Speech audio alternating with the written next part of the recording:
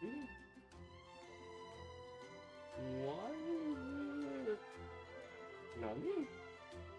What's on the mainstream? Hold on.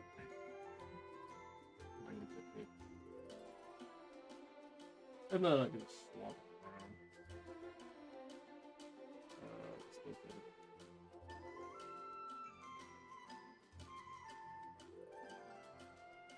Why?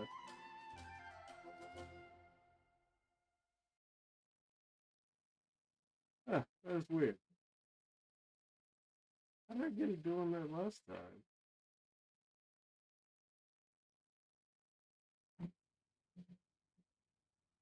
How did I do that? Hmm. Oh, wait.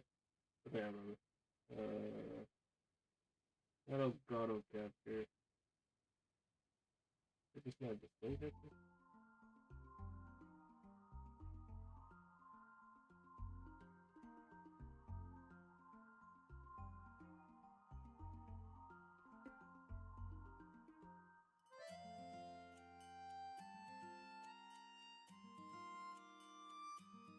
Automatic.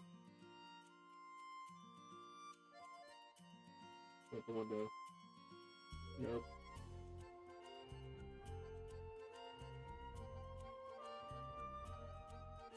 Okay. I switched over and I forgot where. I still got it.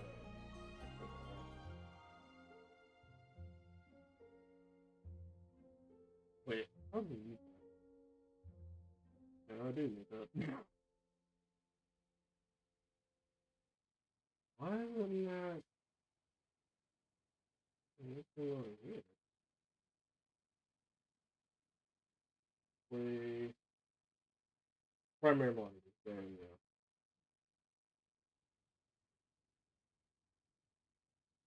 Why did it show up over here? Oh, I should have went to display. That's why.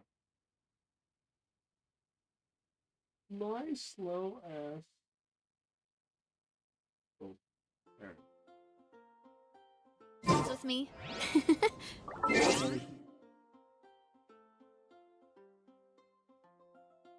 Yeah, I think good.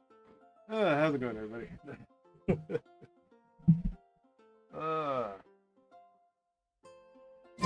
Everyone had a good day. Still off. Tomorrow is my last day off. So then, let's go ahead and make the most of this. And that's not what I wanted. How's everybody doing today? My time with the Spinas. Going to the wrong thing. We got one more event to do. So let's go ahead and do this real quick.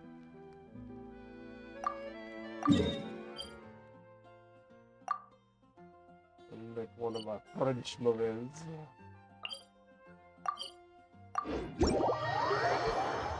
God, all the videos that I have with fucking channel. The one that like blew up the fucking most, and it has no reason to be blowing up this much, to be honest. It's the one that I did on Angry Joe as a short, when he was trying to sell a white character as a black character. With the Teenage Mutant Ninja Turtles, he was trying to sell April O'Neil as a black character. I find it fascinating that these people from his audience keep coming into this fucking that one video, leaving these fucking bot responses. Like, oh, he's the best gamer over here of all time, and your head is shaped like an egg, and you need this, and I'm like, bro. The context of that video has, your comments have nothing to do with the context of this fucking video, like, at all. Right? Which I find incredibly funny, because when I classify Angry Joe as a white person, right, they get fucking livid and go, oh my god, you're so racist. Oh my God, you know, Angry Joe is not. He's not white. He's Hispanic and Puerto Rican and Mexican and Cuban. Apparently, he's all these things. You know, even his fucking audience doesn't even fucking know. But I find it very fascinating that when he race swaps, so long as its intentions is to push progressive politics, perfectly fine. I'm not even race swapping. Like, the guy just dead ass acts white for me. He acts like a fucking colonizer. He invades subcultures and redefines, recontextualizes the culture to fit his own nefarious purposes. I.e., he's a tourist, aka he essentially acts white. He goes into other people's cultures, appropriates their culture, and tries to present it as some type of political alternative that fits his political worldview. But the guy's literally a fucking colonizer in terms of that action. I'm not talking about like he's taking actual land or anything like that. But he's taking a culture, right, and trying to say that this character has been explicitly black for years.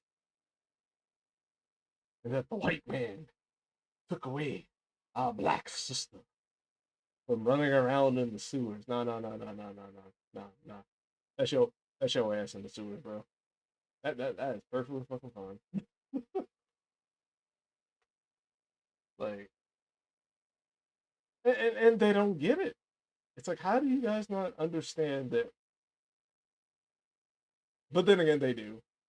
It's that's good. It's all power play. It's all power play. Like, my position doesn't necessarily gain me any type of political power, right? But it does for Angry Joe and his fucking audience, progressive audience.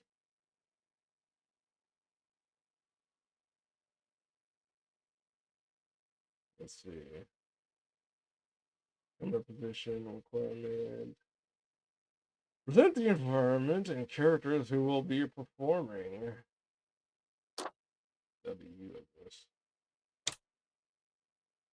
I like the actress displayed by Charlotte Demeanor as she ponders. Mm.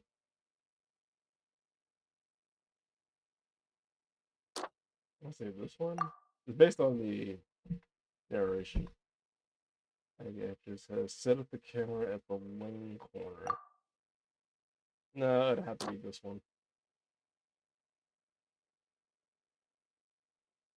What would be this one? Because you already got a faraway shot, and I think you want to actually. But you're not seeing her ponder, so this one would be better. Instead of camera. I think there's type of no. If the shot is taken from this angle, yes. And she ponders something while looking at the already set up camera. Perfect. No, I'm just kidding. Is it just specifically her?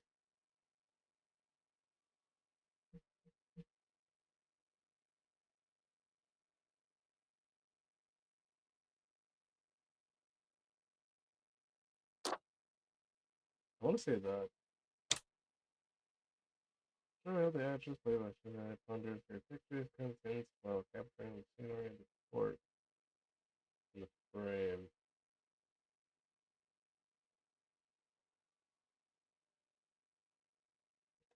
I don't know what they mean by that one. Between these two. Just the scenery of the court. Which one would be better? With the flower or hmm,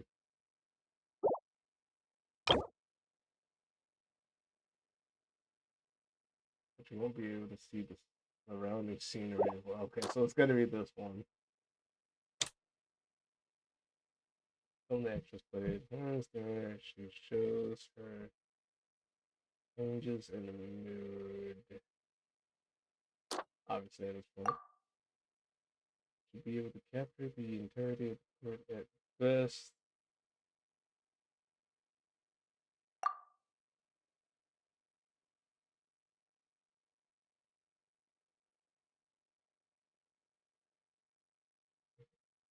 Choosing the pictures anywhere else, we should be able to capture. Yeah, so it has to be that. Okay.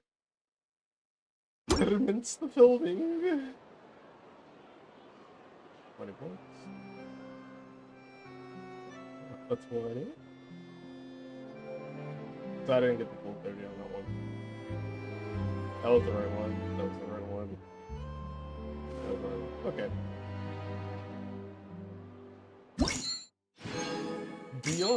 Beyond expectations, bullshit. I mean, I'm insulted.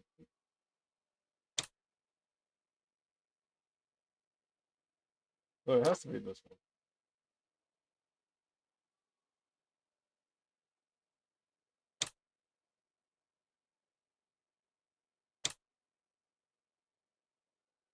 Because we got 10 from that and 10 from narration.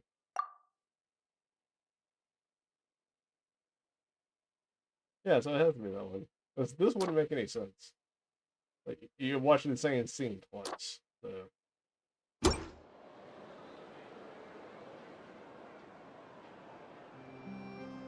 Okay. 30 there. I got 3 stars and everything on this, so this is not a fucking fine.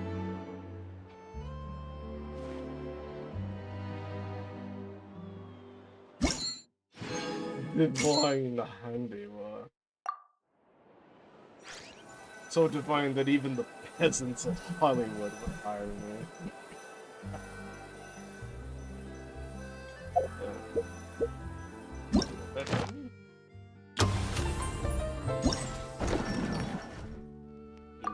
Wall.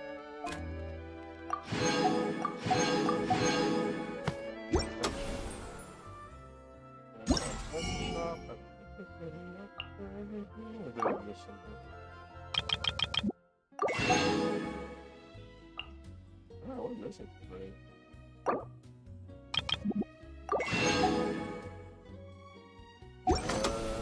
Am I a shooting gallery? This way. Yep, right there.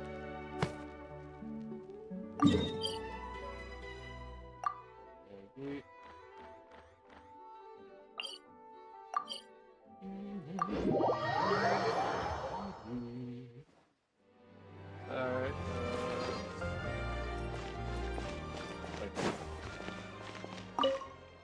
I'm about to shoot a little shell with some heli turtles.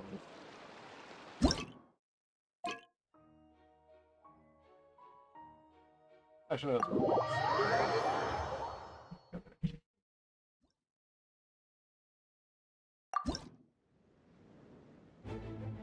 how do I do it? Oh! Stop that.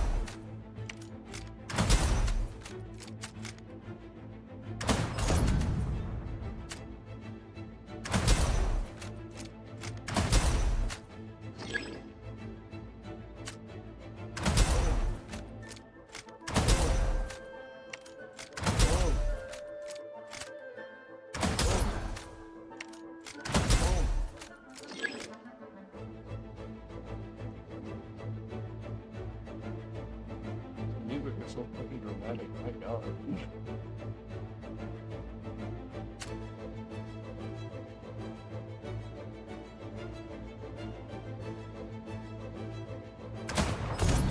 I could not see you.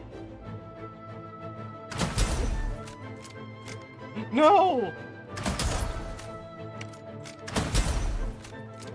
Back.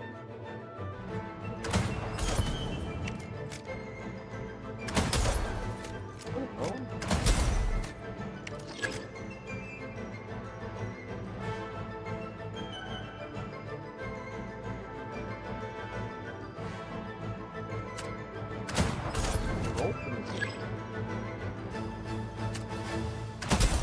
Another test subject.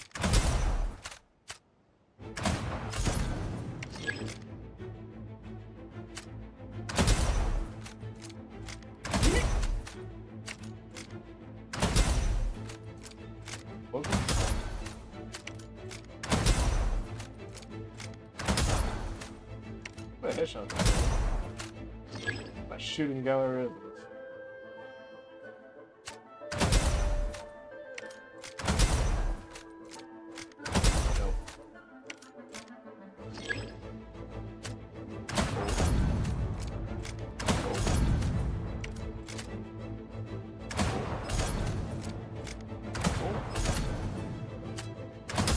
Ah, I didn't get them all.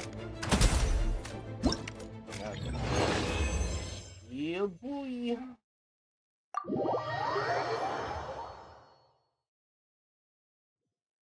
This game doesn't have realistic shooting expectations. When I shoot somebody and hit back one shot.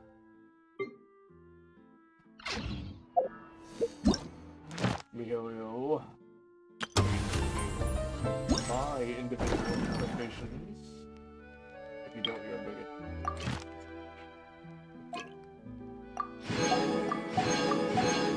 I mean, hell, you'd be a fucking headquarters like, whatever, motherfucker. You guys are still gonna be buying. You guys are still gonna be rolling for these characters. You don't go fuck. Because I'm pretty sure they have the technology to be able to, like, sync up people's accounts of bitching and complaining to the people who's actually spending the money on the account.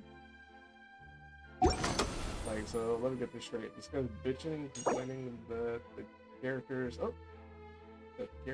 aren't doing specific things or being specific colors, and yet somehow, oh wow.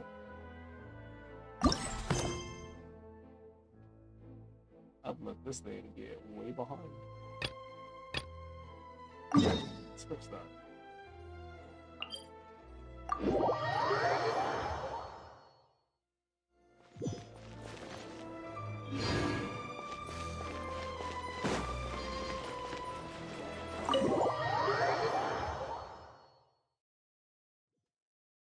Nice to get all that fucking fluid out of that wood stuff.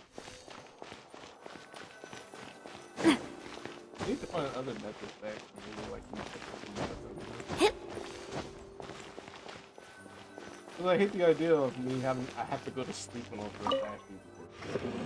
How about here? A little more to the left. You got it. Hey, Mia, do you need a hand? No, I'm fine. You know, doing the lighting is kind of like designing a fireworks show. It's interesting to imagine what kind of atmosphere the lights will create. I heard that the Traveler will be operating the camera and Paimon will be the clapper loader, right? Those roles are just perfect for the two of you. Really? Is that because it'll be easy for Paimon to hold the clapperboard while flying? Well, sure, there's that, but that's not exactly what I meant. I just think that after all your journeys together, you two must have developed a super close bond and just naturally know how to work with each other. If I'm not mistaken, the director will want the cameras rolling as soon as the clapperboard goes clack. Oh, I see. It's amazing to see the magic behind filmmaking. Yumiya, we need lights over there too. Oh, on it! I've got to get back to work. Chat with you later. Oh, it's exciting to see so many people working together to bring the film to life.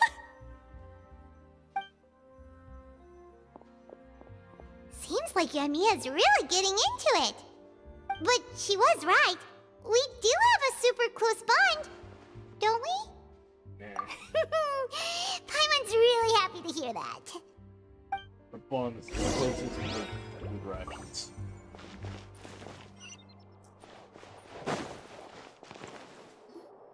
So, this is a real musket? No, it's just a prop weapon. No, it's a real one. I'm going for Not the bad. authenticity. Have you seen a real musket before? Only in books and newspapers. I made this one based on the relative shape and Don't pull proportions I saw us. in reference images. When we're filming, some special gunpowder will be applied around the muzzle, which will help create the flash and smoke effects of a real gun being fired. which means it'll be up to the actors to portray the recoil. That's right. The sound effects for gunshots will also be added in post-production. Thank you, Veronique. I think I know where to start now. However, the musket's gears and firing pin could still use some work. Adding some wear on the metallic components will make them appear more realistic. Also, be sure to rub the muskets with some oil each time before we start shooting. That'll give the impression that the firearms have been well maintained. Good point. You seem to know a lot, Miss Chevres. I assume you use these types of firearms on a regular basis? Based on Yes, what she's I heard, perform would routine like to maintenance think on my so. weapons every day. Just like we as people need to eat and sleep, muskets need to be cleaned and maintained. I also perform similar care for my sword every day, and familiarize myself with its shape and weight, to the point where it feels like a natural extension of my body. Oh yeah, what are you trying to? Sorry, sometimes I dialogue is so sexually explicit. Oh, you're into cleaning your musket? I'm into cleaning my sword. Oh. So what cleaning component do you use to lubricate your sword? Like...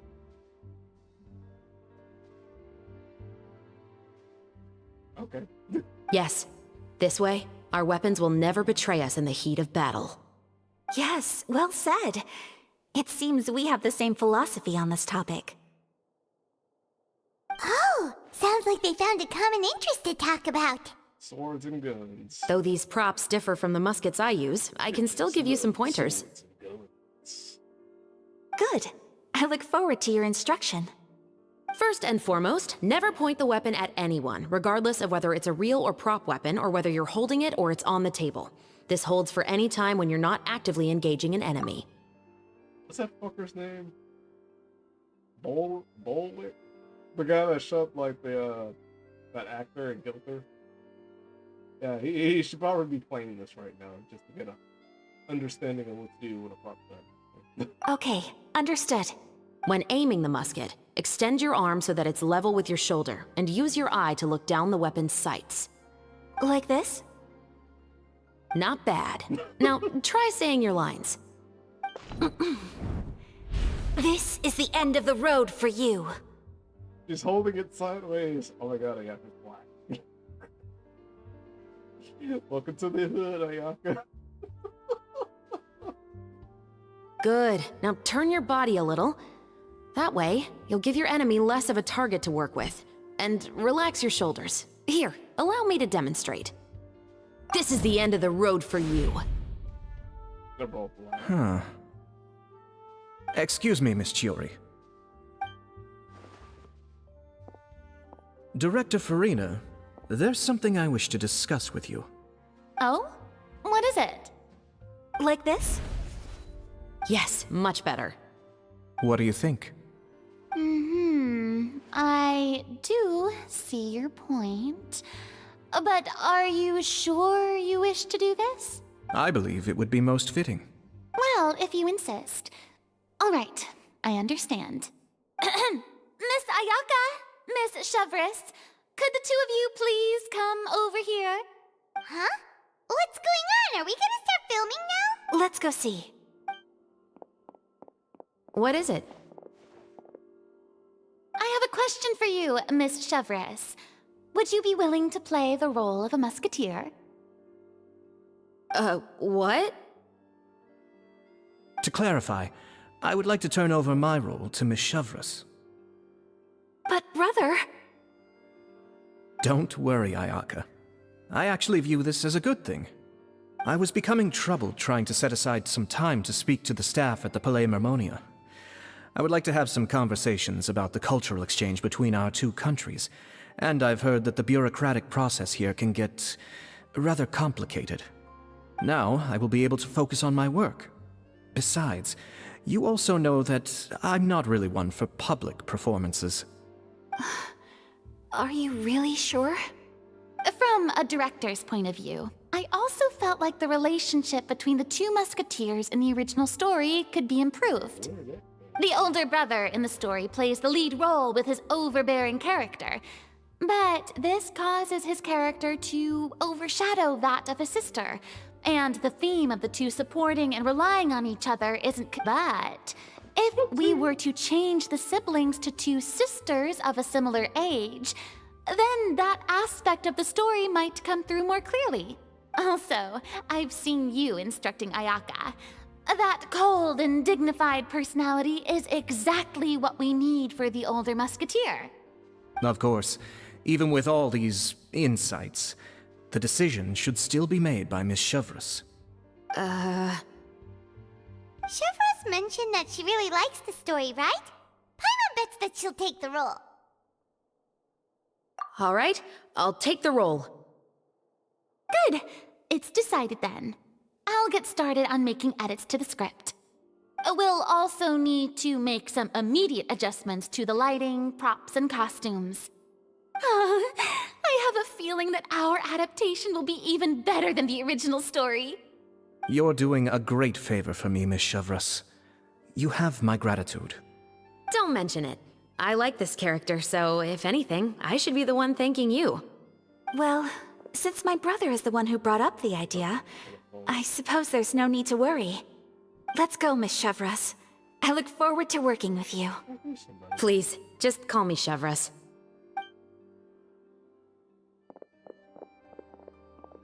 Seems like you're really going out of your way to solve the problem I was having with your makeup. Surely you jest, Chiori. I assure you that I was mostly motivated by a desire to spend more time on formal business. Oh, come on. You really think I'd buy that? According to what I've heard from Ayaka, her brother is someone who can juggle 10 different matters at the same time. I'm sure you have other reasons for backing out. Perhaps. Ayaka always said she wanted to go out and see more of the world, just like the Traveler. But I feel that she needs not only to see other nations, but also to make some different kinds of friends. I think it would be harder for her to make new connections with me constantly by her side. I would like to give her some space. All right, go on. Spoil her some more. Ayato, it's too bad you're stepping down from the role. Paimon really wanted to see you act as a musketeer. This is the punishment you doesn't play, right? No need to poke fun at me. I'd wager that you also felt that I wasn't the best candidate for the role. It's a little hard for Paimon to imagine you saying those lines. Are you going to go back to work now? Yes, I've made an appointment to meet some people from the Palais Mermonia. Now, I will have some more time to prepare. Traveler, get the camera ready. Paimon, get the clapperboard. Actors, to your positions. We're about to start shooting the first scene. Go on now. And please take good care of Ayaka. Oh, we'll take care of her. She can polish the swords. Thank you. I look forward to seeing the film when it's finished. All right. Now that we're all here, let me help set the scene for everyone.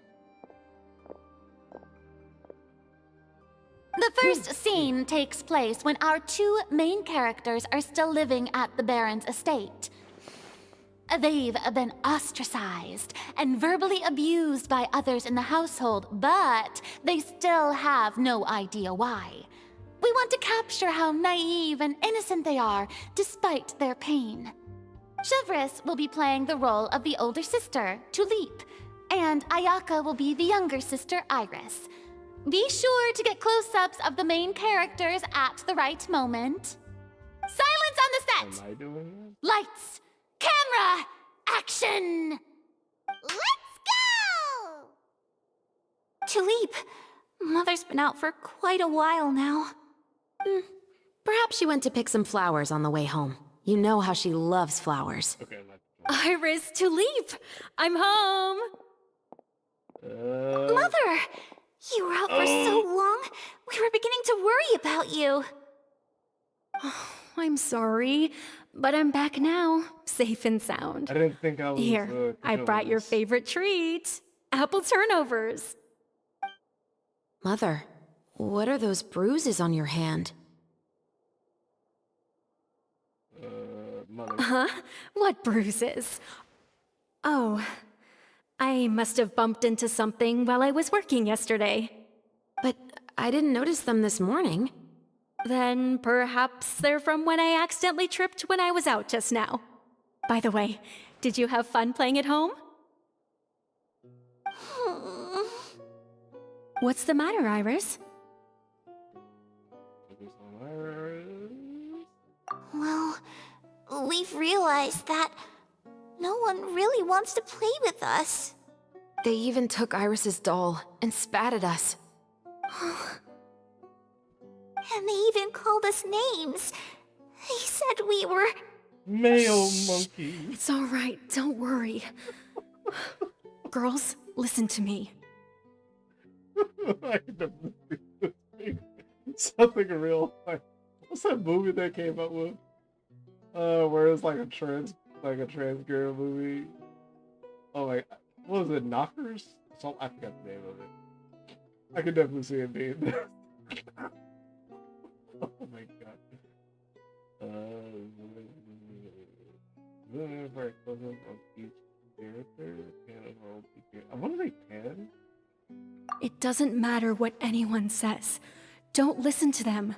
No one can define you with such words. You both have wonderful lives ahead of you. Just like your names. You will both blossom like beautiful flowers. Maybe your time to blossom hasn't quite come yet, but one day, you two will bloom more beautifully than anything else. Don't let the soil you're in now ruin your future beauty. Understand? My dear daughters. And cut! I hope that came out. Not bad. The actors' emotions were all on point. Let's keep that take. Also, if our clapper loader could avoid shouting at the start of the scene next time. Oh, got it. Great. I was a little worried that my nerves would get the better of me. What about you, Chevros?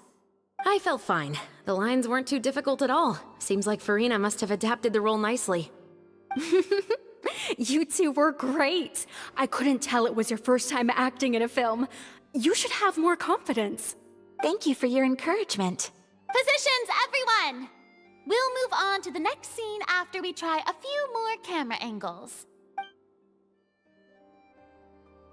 I didn't think I was actually going to be doing the angles and all that. This scene is when our two characters return home, only to discover their mother has been murdered. Ready? Lights! Camera! Action! No, fuck up, by one. Mother, we're back. Mother?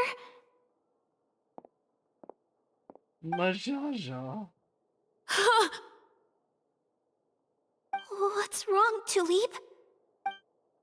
Iris, stay away! Huh? Why? What's... Mother!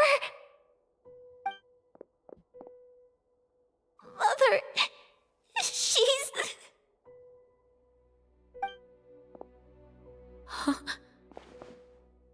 There's poison in this cup. Huh? How could you tell? I could have sworn I've seen this kind of cup before. Those aristocrats.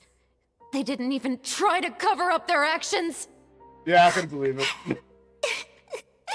Okay, now I can believe it. Like, wait, how can you tell those points? Oh, Iris, okay, got we it. need to leave this place. Leave? But now that Mother is gone, Aristocrats aren't skilled anyways. where can we even go? I mean, at the start, Anywhere. they did skilled. All I know is that we can't Later stay in on. this house. That skill starts the dwindle. But are we just going to let them get away with this? We'll have our revenge, I promise you. Just not right now.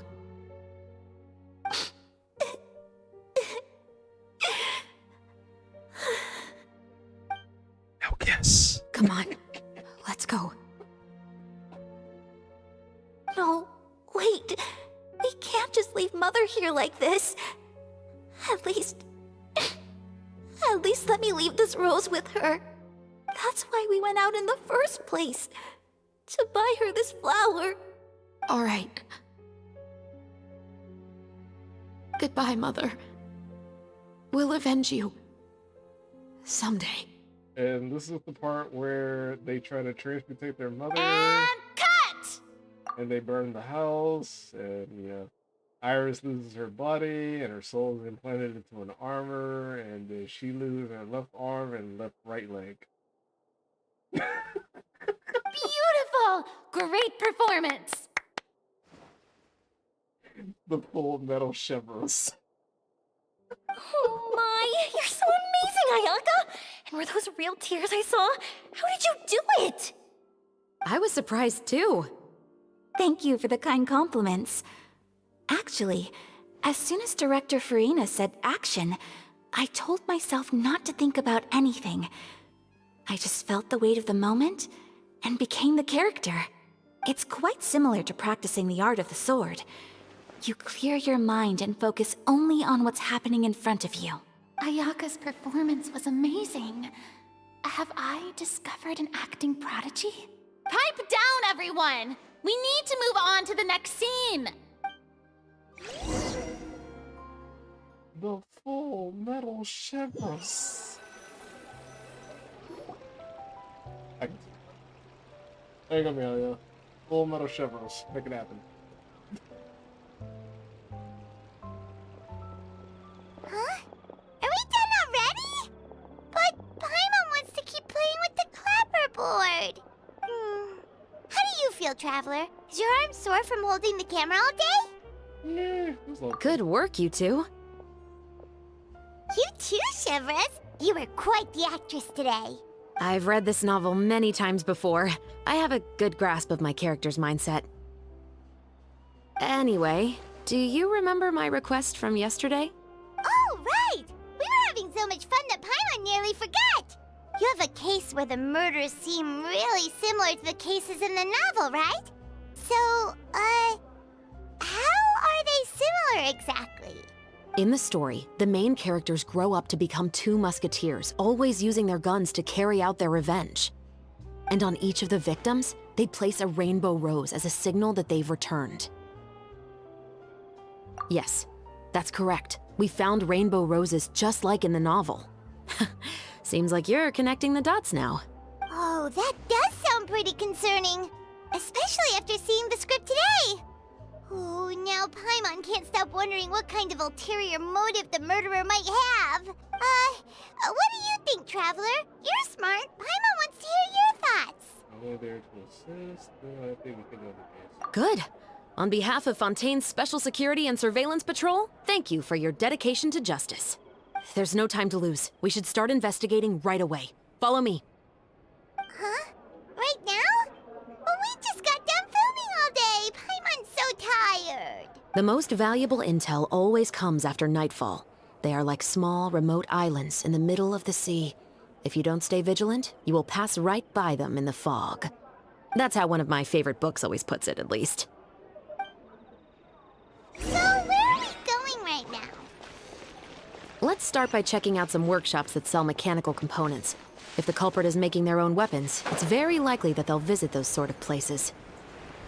Probably. Yeah, be quick.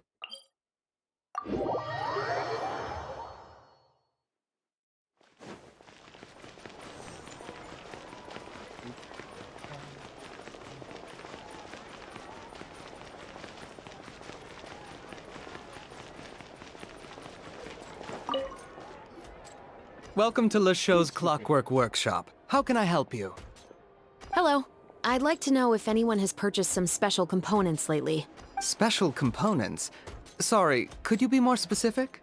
I mean the kind of components that aren't typically used for clockwork toys, but for firearms. Huh? For firearms?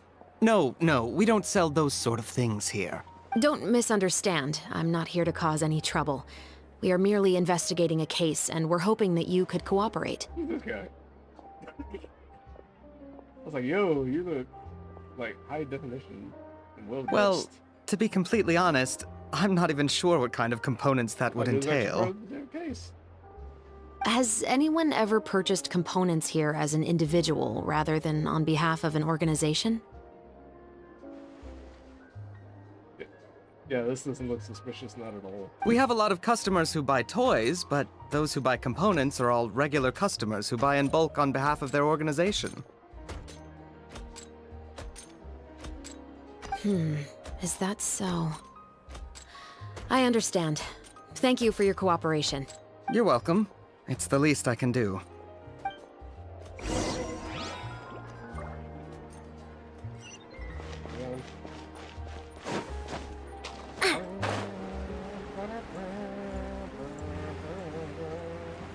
That piano does have that same melody to that Final Fantasy X mannequin.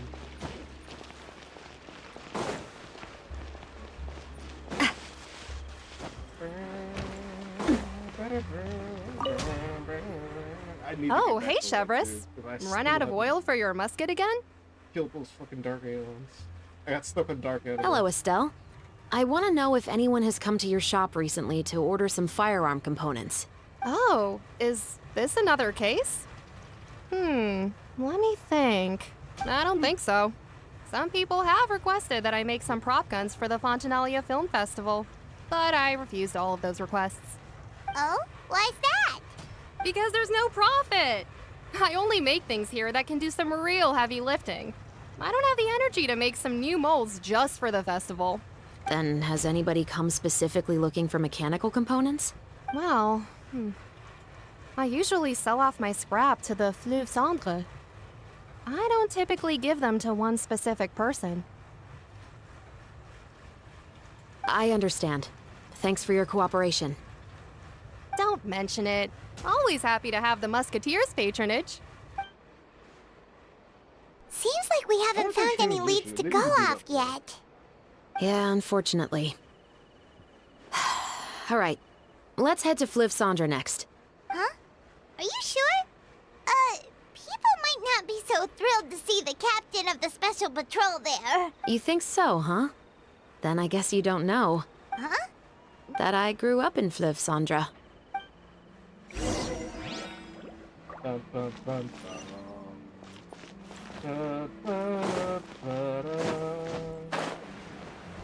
right. Correlation.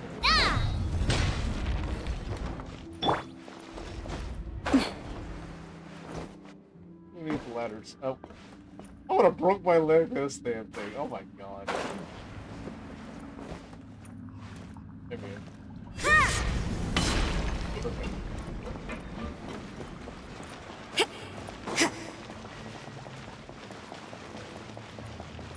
Zarya easily could have died right there.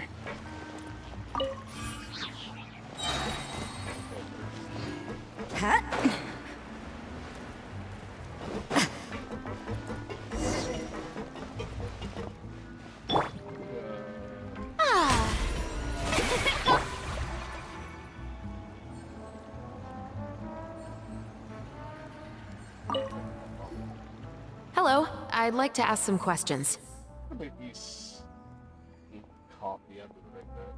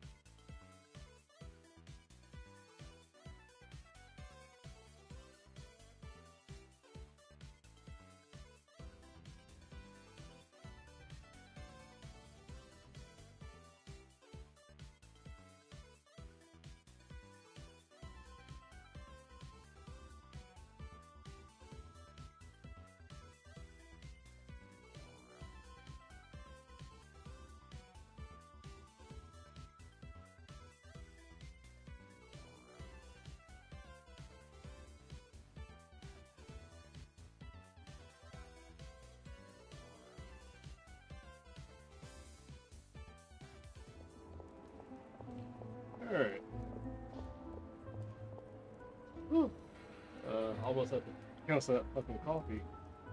But, I ran out of equal sugar. I had to use, I forgot what it was. It was like some kind of wing packet crap. And I swear to God, it has the weirdest aftertaste. This coffee is probably not gonna taste that well.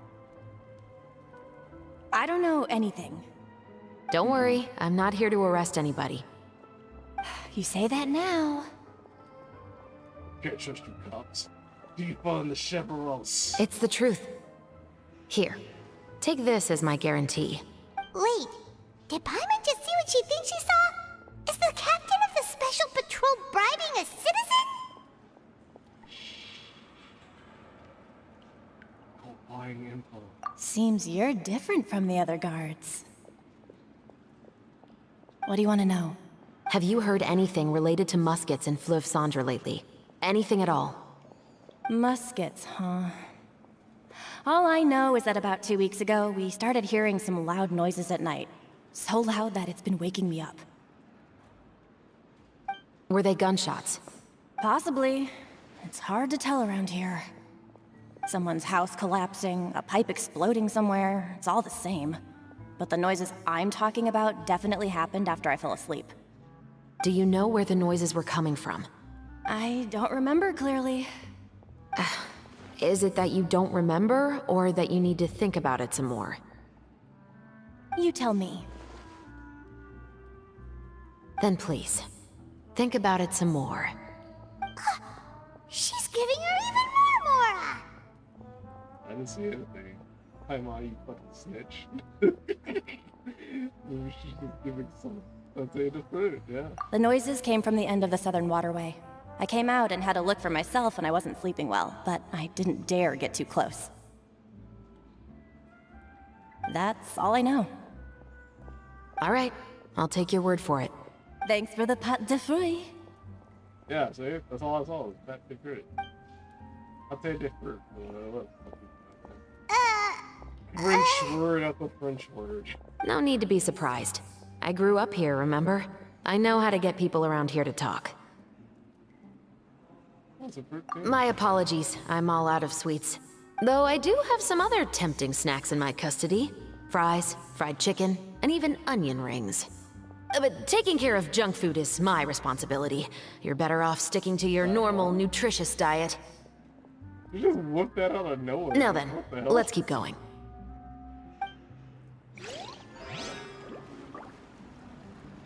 You are most certainly correct, my dear.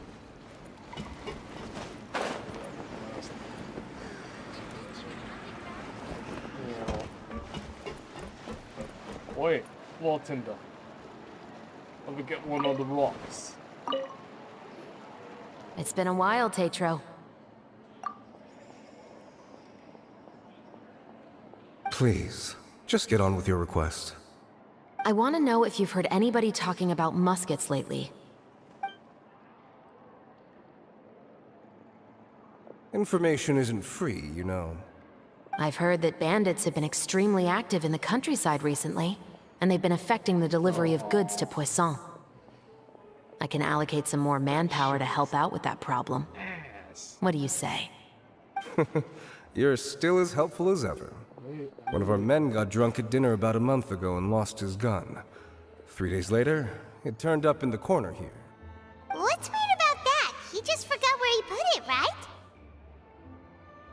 This is Fleuve Cendre, my friend.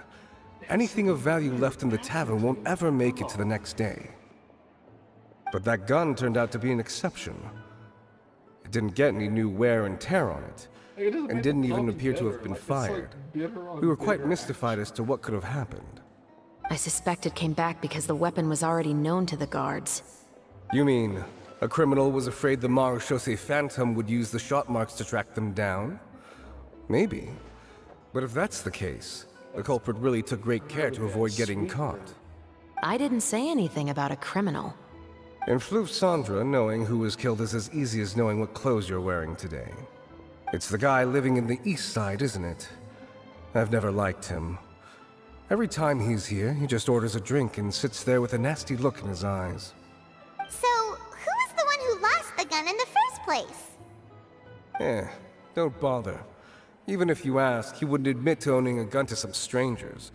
Not to mention the captain of the Special Security and Surveillance Patrol. He's right. I know you grew up here, Shovris. Even though you're on good terms with the Spina, you've still been gone too long. Not many people know you here now, and a lot of people don't like the Special Patrol. I know. So take my advice and don't show your face too much around here. It's for your own safety. I'll come and go as I please, and I'm afraid I'll be appearing more often due to my work. All right. Don't say I didn't warn you.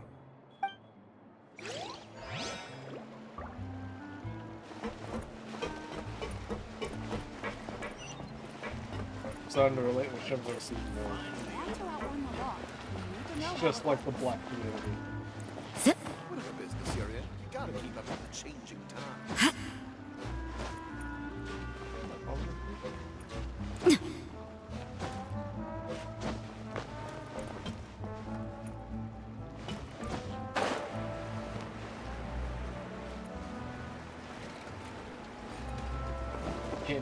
Can't do anything good for yourself. Well, if people trust you, you gotta stay at the bottom. What's all this? Some broken planks and barrels, as well as some liquor bottles? Yes, but have a closer look, Paimon. Even though somebody has purposefully tried to clean them up, these are obviously marks from musket bullets. In other words, someone was here trying to improve their shot. They were using the barrels and bottles for target practice. Could it have been the killer? Your guess is as good as mine. Although many people at Fleuve Cendra own guns, few hide the fact from others. And even fewer would go to such lengths to hide markings from practice shots. Anyway, let's go. There might be more to this.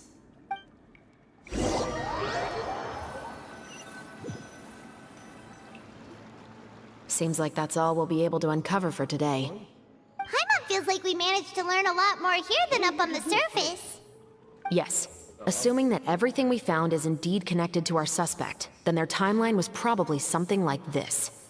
A month ago, our suspect found a gun and took it home to disassemble it. Once he'd figured out its mechanics, he brought it back. In the following weeks, he used some parts to create his own makeshift musket, and took it to the Fleuve Cendra for target practice. Then, a few days ago, he found his target and carried out the murder. Once the deed was done, he left a rainbow rose on the body, just like the scene in the novel.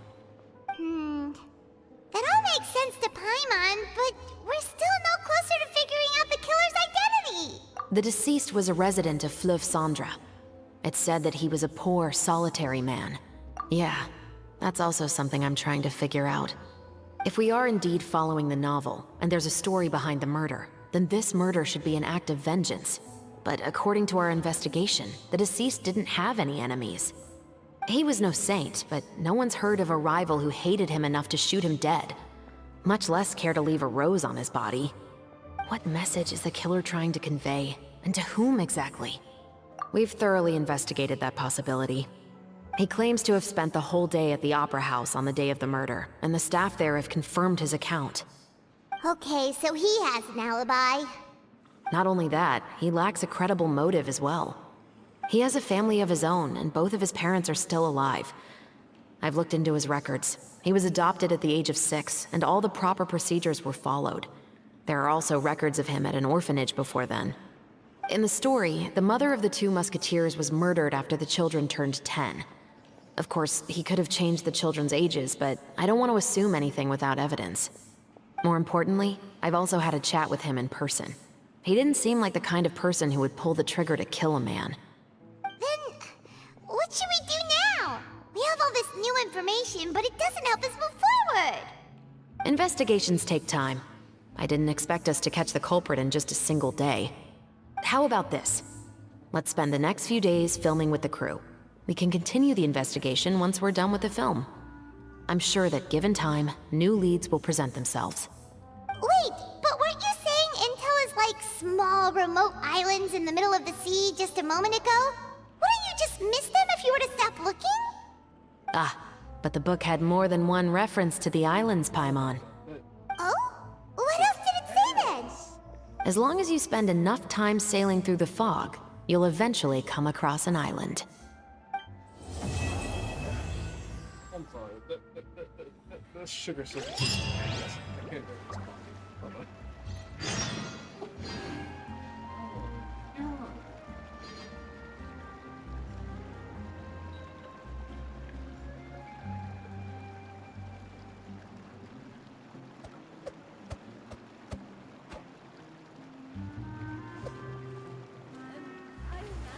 Business you're in.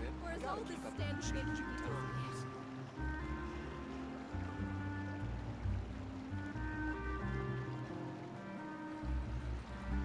Don't we have a job to do?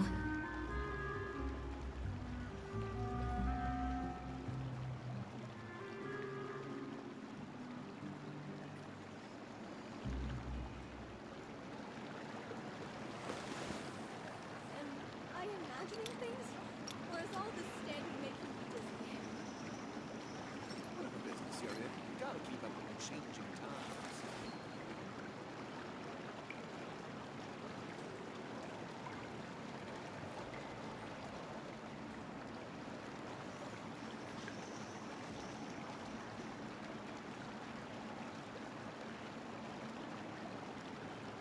Am I imagining things?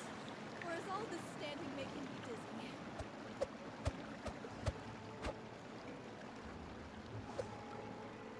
Whatever business you're in, you gotta keep up with the changing times.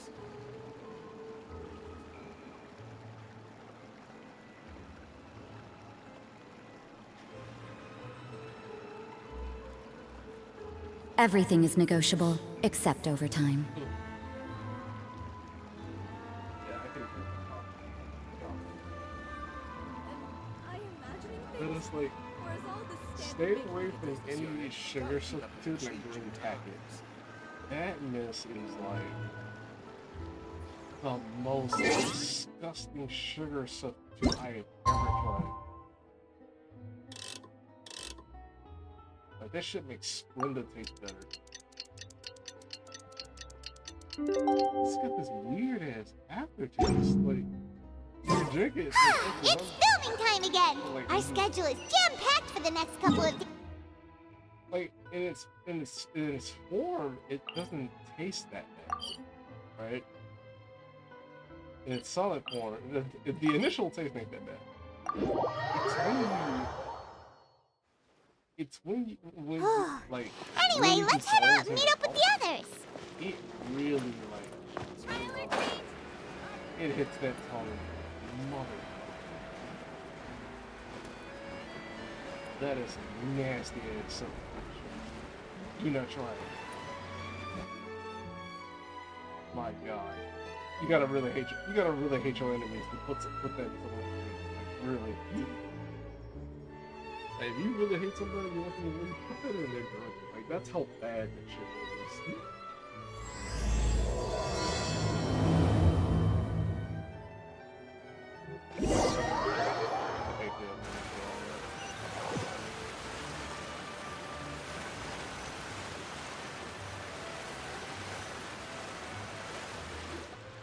Good work, everyone! We're looking to wrap with our two main ladies today. I can already smell our success. What do you mean, looking to rap? Oh, aren't you the expert now? Damn straight, bitch. This upcoming scene is the two musketeers' final confrontation with the Baron. There will be quite a bit of action, but no choreography beyond what we've already rehearsed. Anyway, get ready. Lights, camera, action! The view is beautiful tonight. It reminds me of that fateful night 10 years ago. And now that I've said it, I can even make out the faint fragrance of herbal tea in the air. Enough, villain!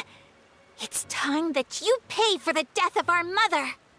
My dear Iris, have you forgotten your manners? How can you speak like this to your own father? I'd sooner swallow all of my teeth than call you father. What did I expect? Seems the daughters have turned out to be just as obstinate as their foolish mother. In this world, Mora and status is everything. She thought she could Whatever, blackmail me Flowey. using her children and force me to grant her recognition and concessions? Ah, how naive can a woman be? Mother never asked a single thing of you. All she wished was for us to live a peaceful life, just like the others. It was you who personally brewed the poison of prejudice and sent Mother to her death. Compared to that deadly poison, the 2 bullets that will soon pierce through your heart will be like sweet mercy. And that's exactly why I said you're just as naive as her. Did you really think 2 muskets would be enough to defeat me? So let's see. What is stronger? Mora and power, or the 2 muskets in your hands? Get them! Tulip! There are too many of them! It'll be okay. We'll cover each other, Iris. And Mother will be watching over us too. Oh, I could use her. Keep.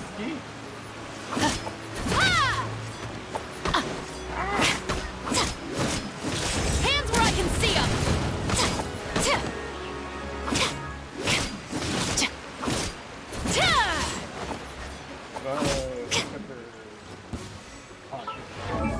Okay, there we go. That's what I wanted.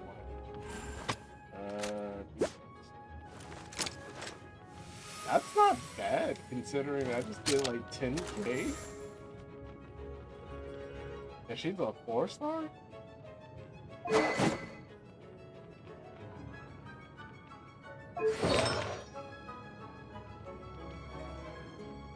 Oh, that's because she did blue block. That's not that bad. Let's see. That character with the permanent tactics. That is not including ship, but she's so good at the reaction. Well, she works primarily over me, so I'm not going to be using any of those. After holding short range, rapid fire, fire, and hitting a target, switch holy, hold it?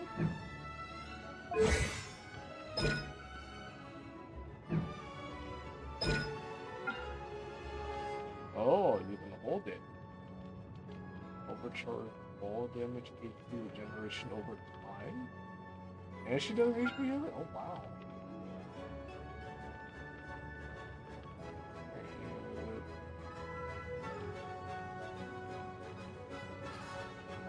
Huh. Explosive grenade damage. Okay, put out 50 and 60 energy cost. Not bad.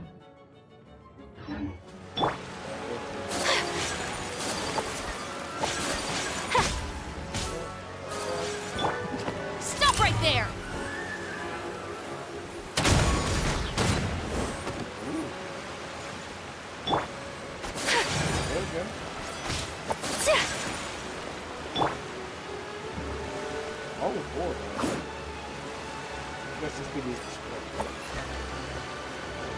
Drop your weapons!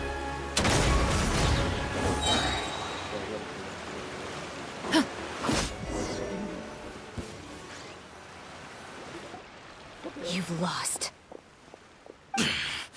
To think I'd lose to my own 2 kids. You know, with all that money and status, we didn't really We pay are much of no a fight, children did of yours, and we'll never call that place our home. Then tell me, what did you do all this for? You lost your mother, and will soon kill your father as well. What will you gain in the end, other than sentences for your crimes? We will gain our long-awaited justice.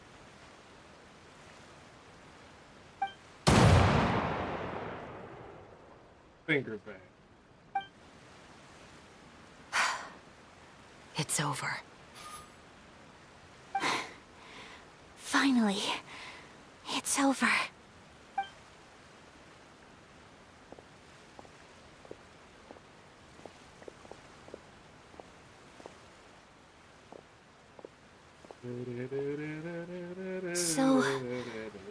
you go now, Tulip?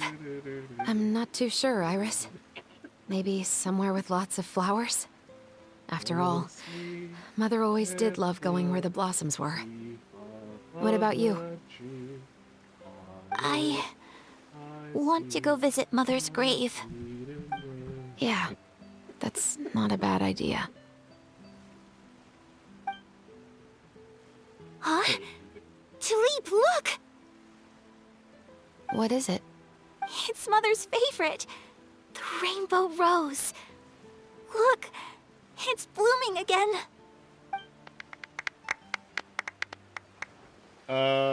It's supposed to be Excellent! That was beyond mesmerizing. Even I didn't expect the scene to go so well.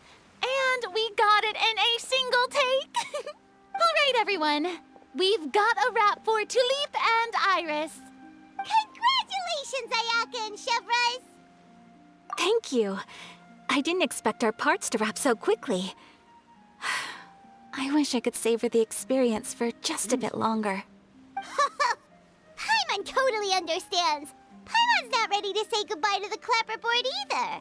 Filming has really been a lot of fun. You were great too, Chevres. The way you said, long-awaited justice. It gave Paimon chills. That is indeed my favorite line in the whole book. I still remember trying to act it out in my room the first few times I read it.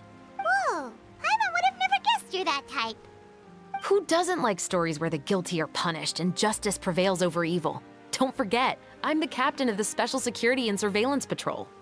Captain, I have something urgent to report. Please excuse me, everyone. I'll be back in just a moment. It's okay, don't worry about us.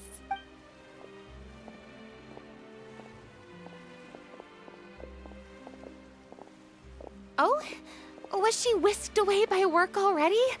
I was just about to tell her how great she did. It seemed like some urgent official business.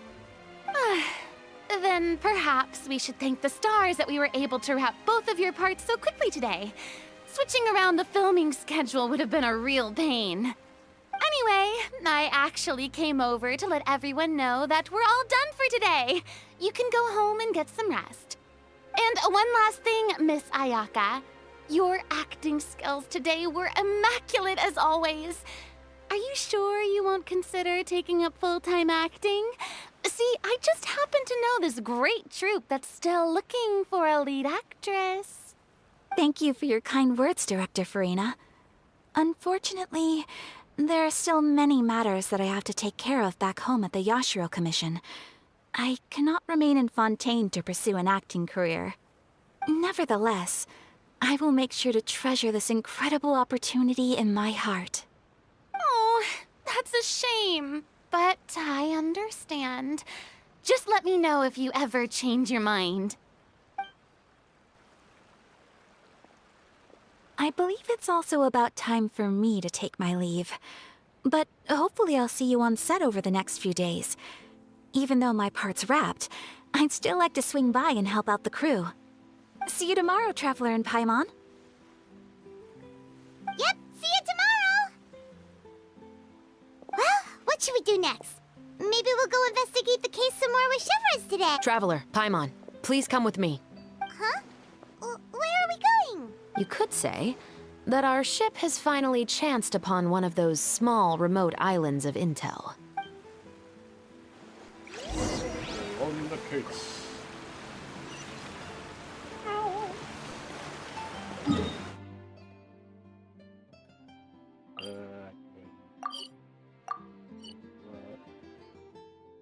Formula.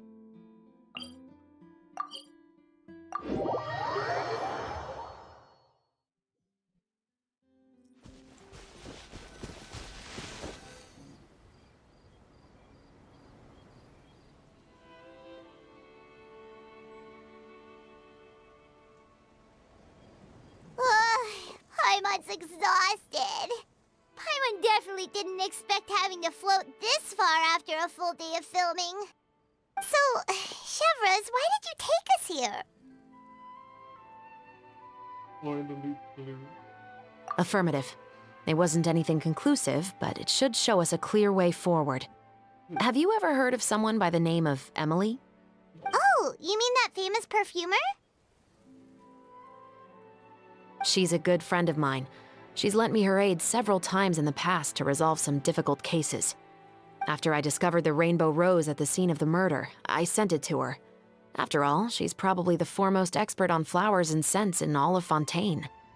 And then? There was nothing remarkable about the flower or the trace amounts of soil left on it.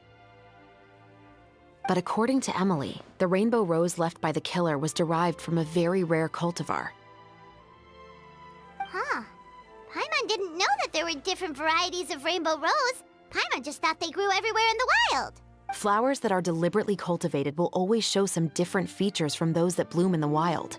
We already knew that the rose left at the scene belonged to a special cultivar, but with Emily's expertise, we were able to pinpoint the place where it was first picked from.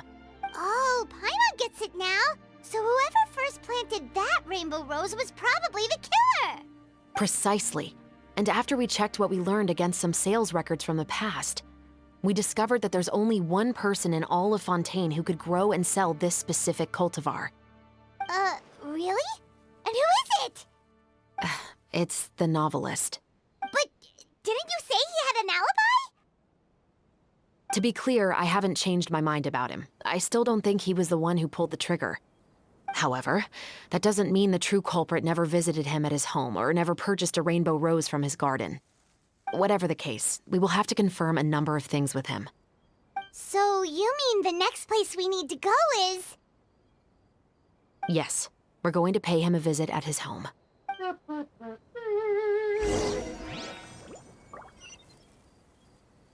it's not that far.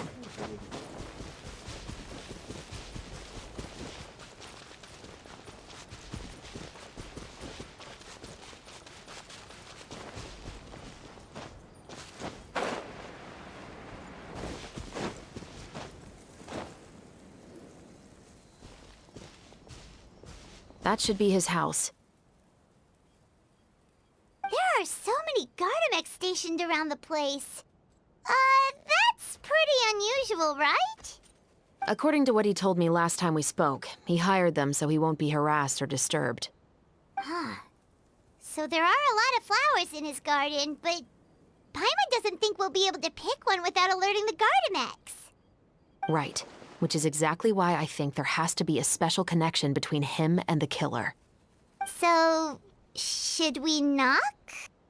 Just wait here for now. I'd like to take care of a number of those Gardamex first. But they're so far away. How are you planning to do that?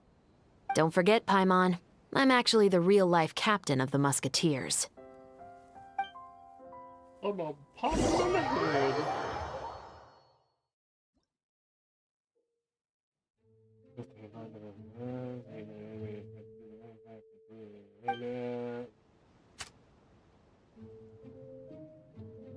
Hey, buddy. Look at that.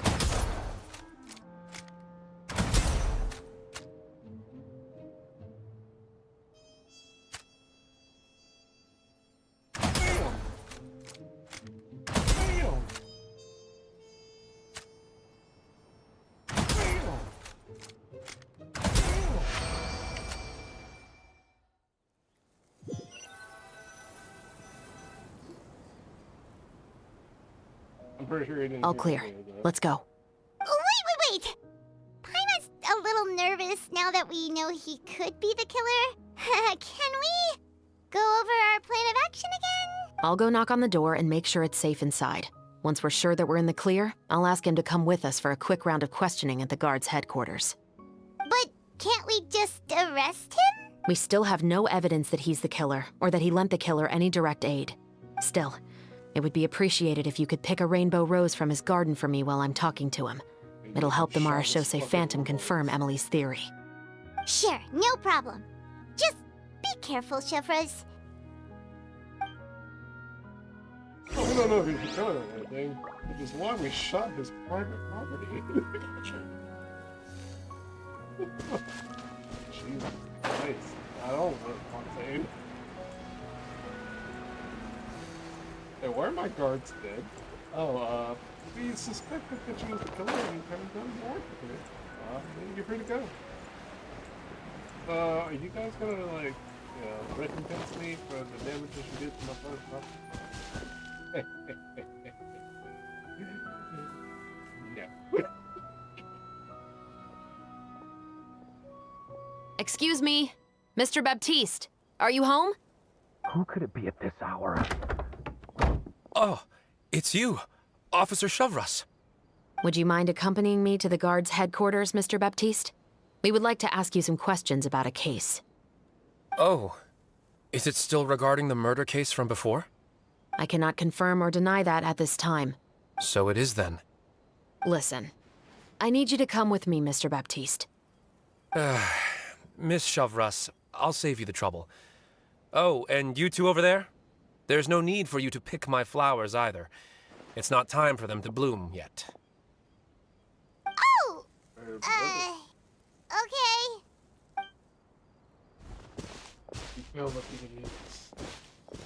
By saving me the trouble, you mean... I will confess. I was the killer. Huh? He just admitted he's guilty! Please relax, everyone. I'm not armed. The musket you're looking for has been buried in my backyard. Then it's my responsibility to inform you, Mr. Baptiste, that everything you say right now will be used as evidence for the inevitable trial. Yes, I am perfectly aware of that. I must say, I hate this feeling.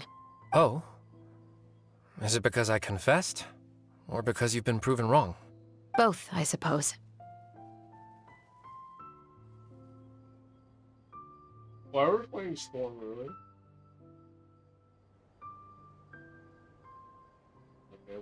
For the same reason as the one I wrote out in my novel, of course. I did it to exact revenge. I know you haven't figured out the link between the two of us. Had you done so, I'd have been taken away to the headquarters a long time ago. But that won't stop me from always remembering his grotesque face. After all, he was the one who killed my mother. Your mother is still healthy and well. You know, I was adopted as a child. I was referring to my birth mother. That was never recorded in the orphanage's records. Please forgive a 6-year-old child for concocting some lies to protect himself after watching his mother die right in front of him. So, your novel, it was like a record of your life? No, of course not. It was a work of fiction with many embellished parts. But I am indeed the illegitimate son of a wealthy and influential man who abused his power to murder my mother. That part was 100% real. But the man you killed didn't have a Mora to his name. He was a hired assassin. An irredeemable beast who sank his fangs into a defenseless woman just for a few bags of Mora. But if that's really the truth, you wouldn't be telling us any of this now. You still haven't managed to take revenge against your father, the true mastermind behind it all. I never thought I'd hear that kind of thing from the captain of the Special Security and Surveillance Patrol. I'm simply skeptical about your motives. It's simple, really. I've grown tired of everything and don't want to shoulder this burden anymore. You may have considered me too soft to pull the trigger. Well, as it turns out, you are exactly right.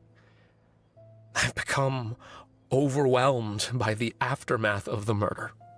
So you're going to call a stop to your revenge, just like that? The true mastermind is too rich and too powerful for me. I've accepted that I will never be able to avenge my mother alone. And so what? The characters in your book never gave up? Now, Officer Shavras, I'm the one who has killed a man, aren't I? Are you trying to convince me to commit another crime?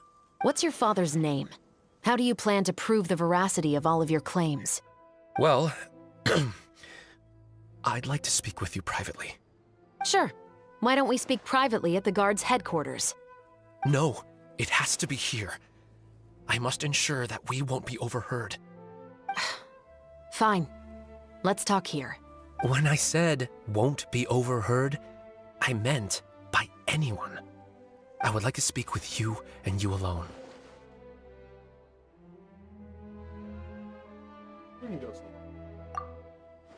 Thanks. I appreciate it. life, Chevres.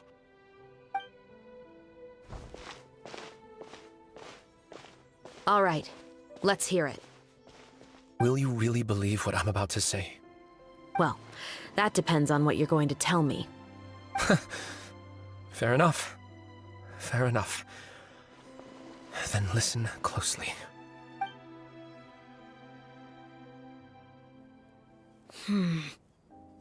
So that's how it's all connected. So, it seems you believe me after all. Do you want me to go public with this? No, of course not. At least, not right now. Then why did you bother telling me? You've read my work. What do you think? Even if you were to go public with all of this right now, he'd simply deny everything.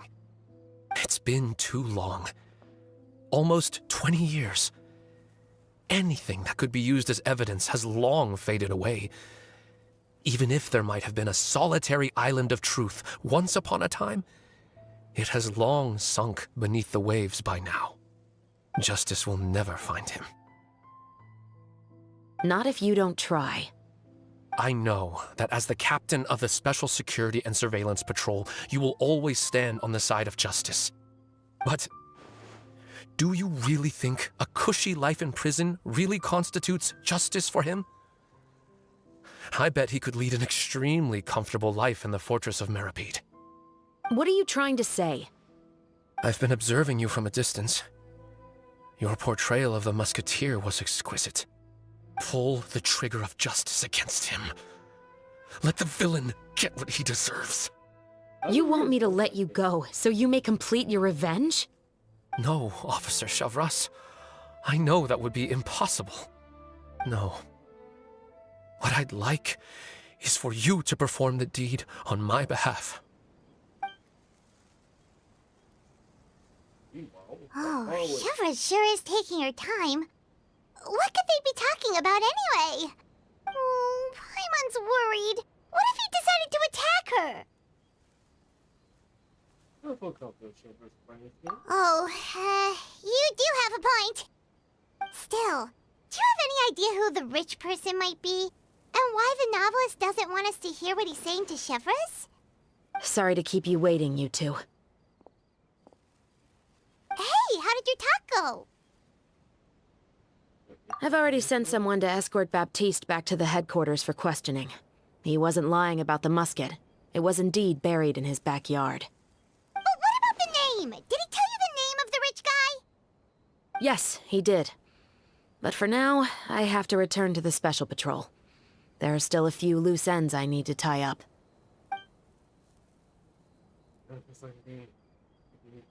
I'll probably be quite busy over the next few days, so apologies if you don't see me on set.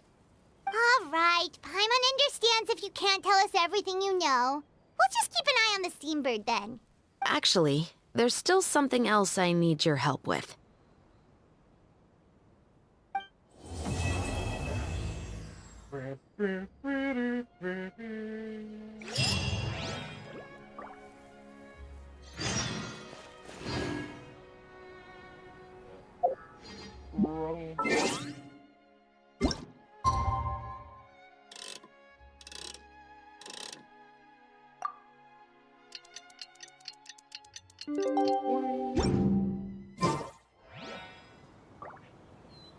Oh, follow. We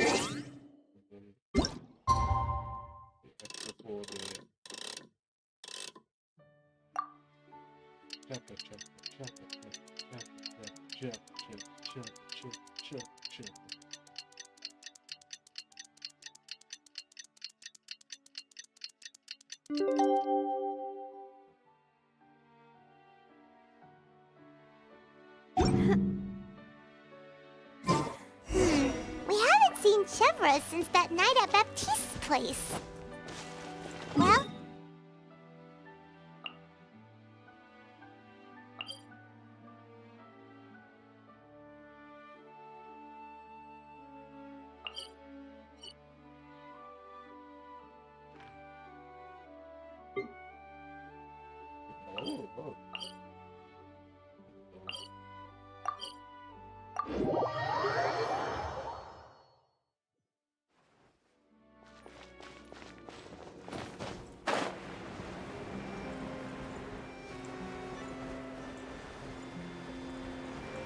Can I look at it?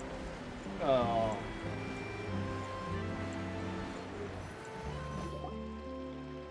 Well, we'll have to get lost. Good morning! Hayaka and I were just talking about you. Is Chevrolet still not joining us today? Probably not. We haven't seen her either. Huh? That's such a pity. Director Farina said that we've only got a few small scenes left before wrapping up the entire thing. She even said that she'll get me into a couple scenes, so everyone will have a chance to shine in front of the camera. We were also planning on having a victory feast once we're all finished filming. You can join us, right? If only Chevrolet was here. I still haven't taken a photo with her. I'm afraid that can't be helped. Those special patrol folks are like phantoms when they've got a case on their hands. But to be honest, I'm even more concerned by what I read in the Steambird earlier this morning.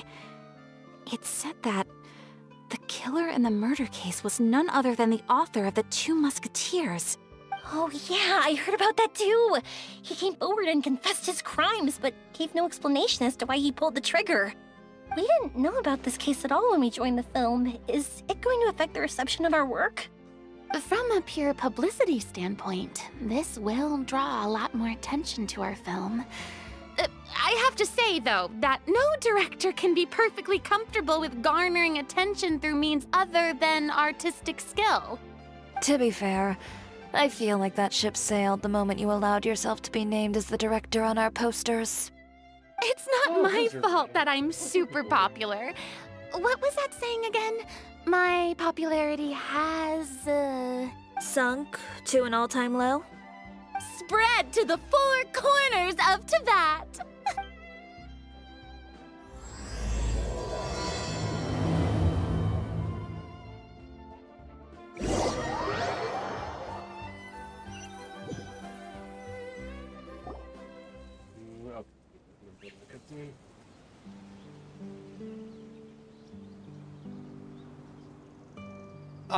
Excuse me, everyone.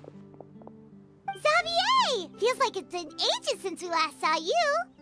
I've been talking non-stop with the Film Association, and I'm absolutely swamped trying to coordinate the film's marketing. So forgive me for not being around more often, but please believe me when I say that I will make sure everyone's hard work gets the exposure it deserves. Oh, seems like you've been fighting your own battles. Yes, that's one way to put it. Oh, and before we begin the final round of filming, please allow me to finally introduce you to the original investor of our film, Mr. Morris. A pleasure to meet you all. Yes, glad to make your acquaintance, Mr. Morris. We've heard about the issues you've encountered with your financial situation, and genuinely hope that things have taken a turn for the better. Oh, well, the situation has indeed improved somewhat. Don't worry, Mr. Morris. Accidents and last-minute challenges happen all the time. There's no need to blame yourself over it. The good news is that we're almost done filming now, and I would even say that this is the best story I've ever seen. Is that so? I see, that's great news. All right, now that we've gotten all the pleasantries out of the way, let's get the show on the road. We'll mostly be filming typical people and scenery from the streets today to improve the sense of environmental ambiance in some parts of the film. Oh, and there'll be a cameo for Mr. Kamisato and Miss Yoimiya as well. They'll be used to show outsider perspectives on the fates of the Two Musketeers. That's right. Ayato should be here any minute. Excellent! Then let's start with the scenery shots. Camera and clapper loader, you're up. Yep, we'll be ready. Remember, all we need are some wide zoom shots of the streets. If you happen to find some particularly lovely patches of flowers and grass, feel free to grab some close-ups of those as well. Ready? Lights! Camera! Action! Okay, now move the camera slowly. Try to focus on that flower. What's wrong? Just adjust the focal length a bit. Something the matter? Wasn't it working fine for all the days before? Veronique, can we try a different camera? No problem. How about this one? All right, let's give it another try. Lights, camera, action!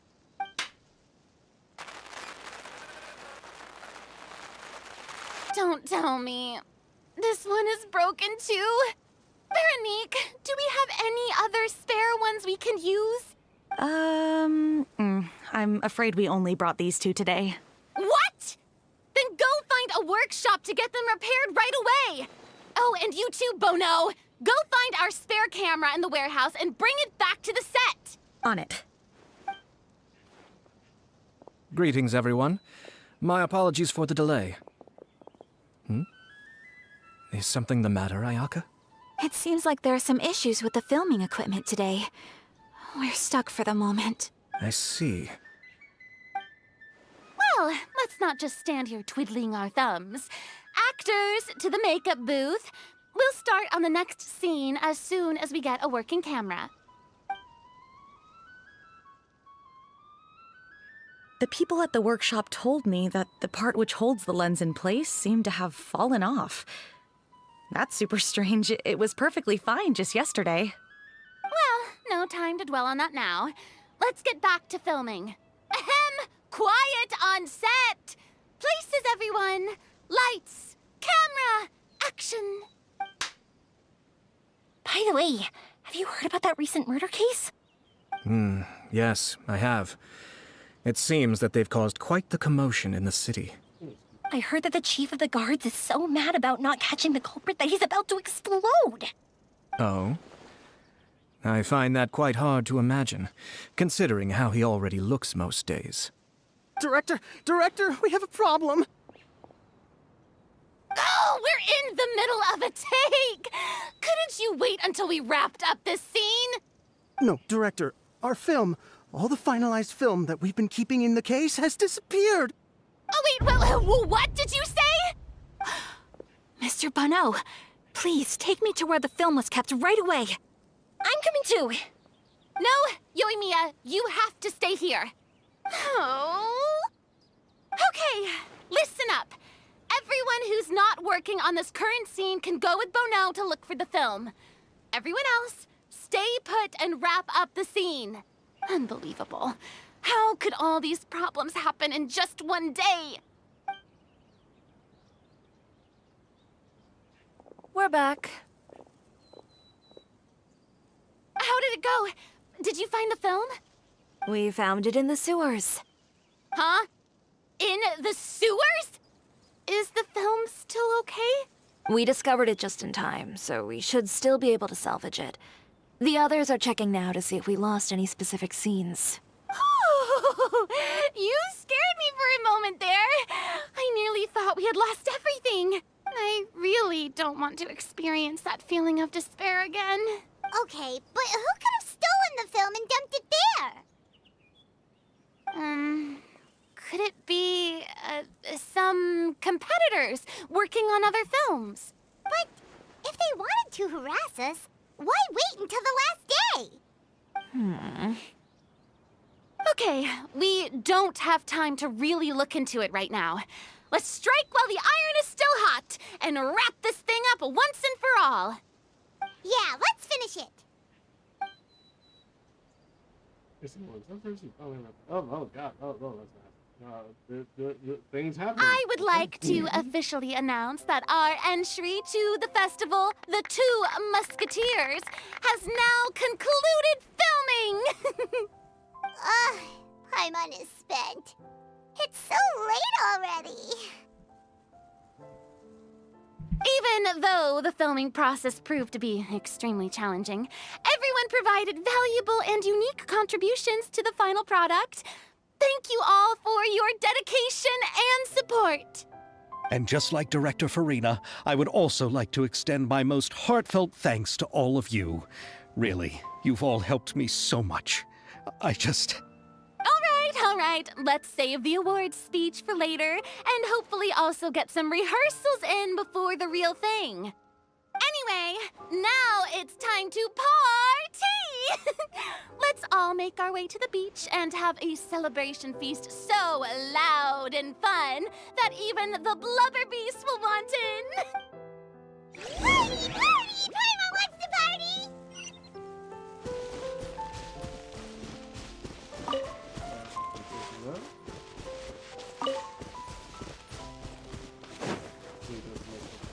Whoa! This place is hopping! Everyone's finally getting to relax after wrapping up the film! Have you ever seen a fireworks show, Mr. Morris? It's pretty amazing. I'm afraid I haven't, but I'll take your word for it. Seems sketchy. Let's go chat with someone! Hey, Ayato! How's your work been going? Everything went rather smoothly. Thank you for your concern. Ayato told me that we've already confirmed the dates for some Inazuma Fontaine cultural exchange events. So the next time we visit, we'll be doing so in our capacities as the representatives of the Yashiro Commission. Oh, that's great! Then maybe Paimon will be able to find Fontaine detective novels in Inazuma from now on! Oh, wait. Wouldn't Yaimiko get upset if that happens? That would be stealing some of her business. You've got a point. She's always complaining that light novels have become bland and too predictable, after all. The cultural exchange won't only feature literatures of both nations, of course. We have also made plans for cross-cultural engagements in the fields of gourmet cuisine, toy making, and artisan craftsmanship. Whoa! Paimon's getting super excited now! When the time comes, be sure to visit and participate in all the events.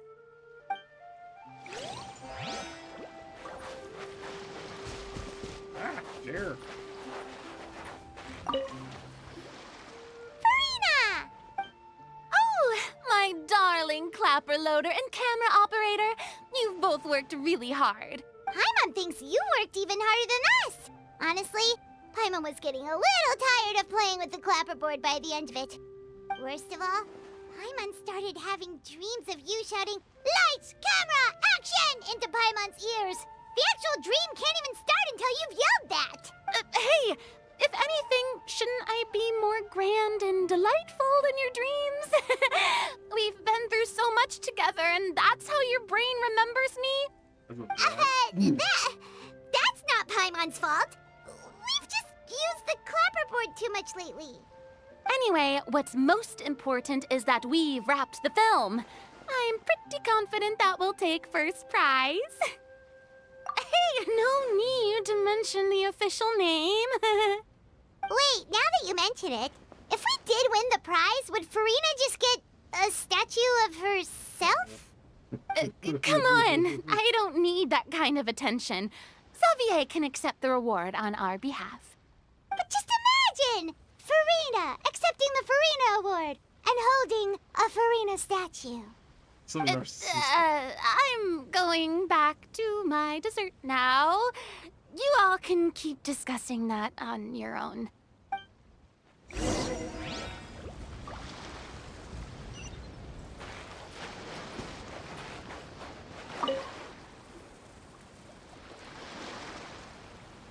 Chiori! Hey, you two. Are you not really into these kinds of big social occasions? Not particularly. But this is still better than Fontaine Fashion Week. But if this film becomes a big hit, people will definitely come flocking to your shop. Yes, that's highly likely. As long as the film can premiere as planned. Are you still worried about the case? That and all the obstacles we had to face today. You're right. It's as if all our bad luck just manifested at once. But why today of all days? No, it's nothing. We've already delivered the film to the editors, so there should be nothing more to worry about. How are you doing, Mr. Morris? You having a good time? Well, you could say that. Do you happen to know when the party is scheduled to end? Judging by how much fun everyone's having, I'd say probably not until well after midnight. Is there something that you still have to take care of at home, Mr. Morris? Oh, well, I'm just not a late night person, so I might take off shortly. Oh no! Silly me. I almost forgot something super important. Oh, what is it? I prepared a whole batch of fireworks for the party, but I forgot to bring them over from the warehouse. Fireworks, you say? That's, truly a pity. Sorry things didn't go as planned. Could you help me carry them over, Mr. Morris? I won't be able to fetch all of them by myself. Me? Are you sure that you can't find anyone else? I just wanted to make this a surprise for everyone. The warehouse isn't far from here. We'll be there in no time. Pretty please, Mr. Morris. These are some of the best fireworks I've ever made. So I also want you to see them before you leave. They're stunning. I promise that they'll be a once-in-a-lifetime experience that you'll never forget. But... It's okay. Just come with me. If we're sneaky enough, nobody else will see us leaving. All right. The warehouse is right over here. I moved the fireworks there in advance, so it shouldn't be too much work bringing them back. It's still a ways away from the party. Sorry about that, Mr. Morris. It's probably because I'm used to carrying fireworks all the time, so it doesn't feel like a lot of work to me.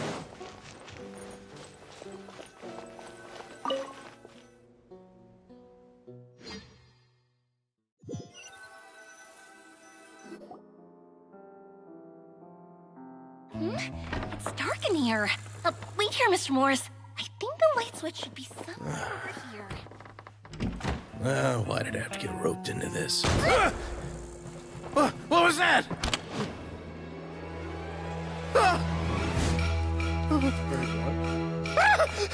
Who's there? Get me out! Get me out of here! Did you really think you'd get away, Morris?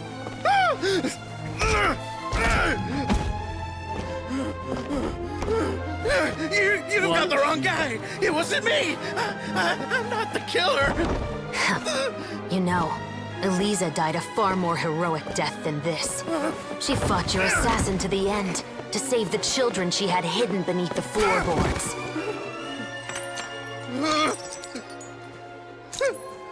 That is Eliza's pendant. The one with a photo of you two inside. The one you gave her. Ring any bells? It's a fake! It has to be! There's no way! No way your assassin didn't destroy it, you mean? Jesus Christ. Did you ever love her, Morris? Or was killing her always the plan? No, please. Listen to me. I told Eliza to keep us a secret. I paid her plenty for her silence. I never thought she'd keep the child.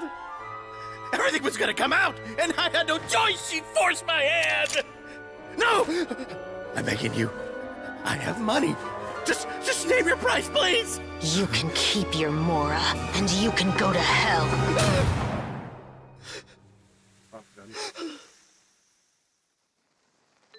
I'm Captain Shovraz of the Special Patrol. Morris, you're under arrest for Eliza's murder. Huh?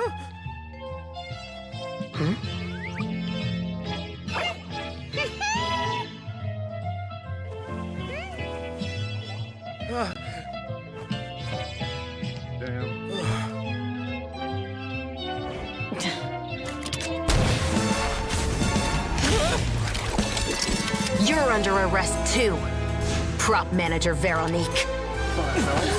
Or perhaps I should call you the Second Musketeer.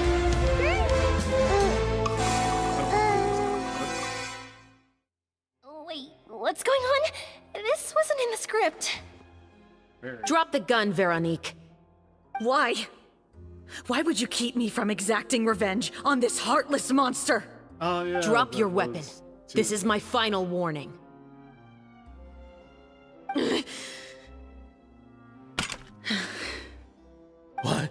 What is going on? Do I have to spell it out for you, Morris? Everything that took place just now was staged to get you to confess the truth. But this last part is all improv, of course. Shivers, you told us you wanted us to help you stage a play. You never said anything about the Second Musketeer. It's because even I had no way to confirm my theory until now. Thank you for your performance, Yoimiya. Could I trouble you to go and bring in the other Special Patrol members? They should be on standby just outside. Oh, and please tell the other cast members not to worry about us. We'll be rejoining them shortly. On it!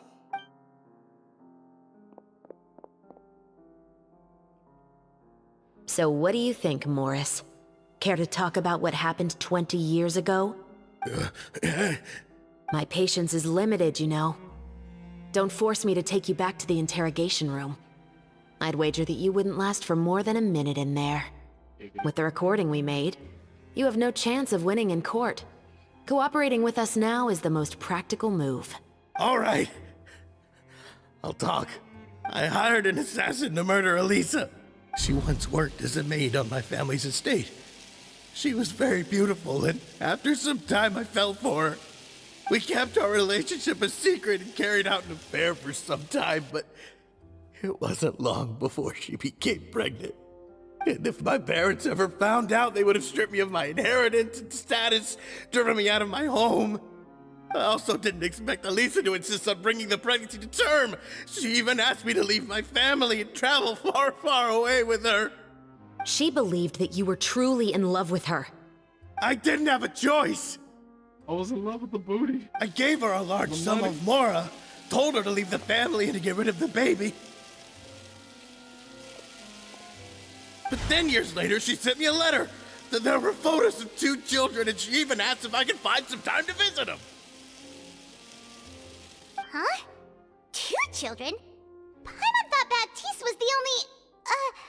you mean...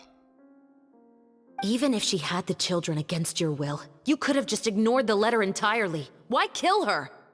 I had just gotten engaged to be married to an heiress from another wealthy family. So if anyone were to find out about Elisa, my life would be completely ruined. I didn't have a choice.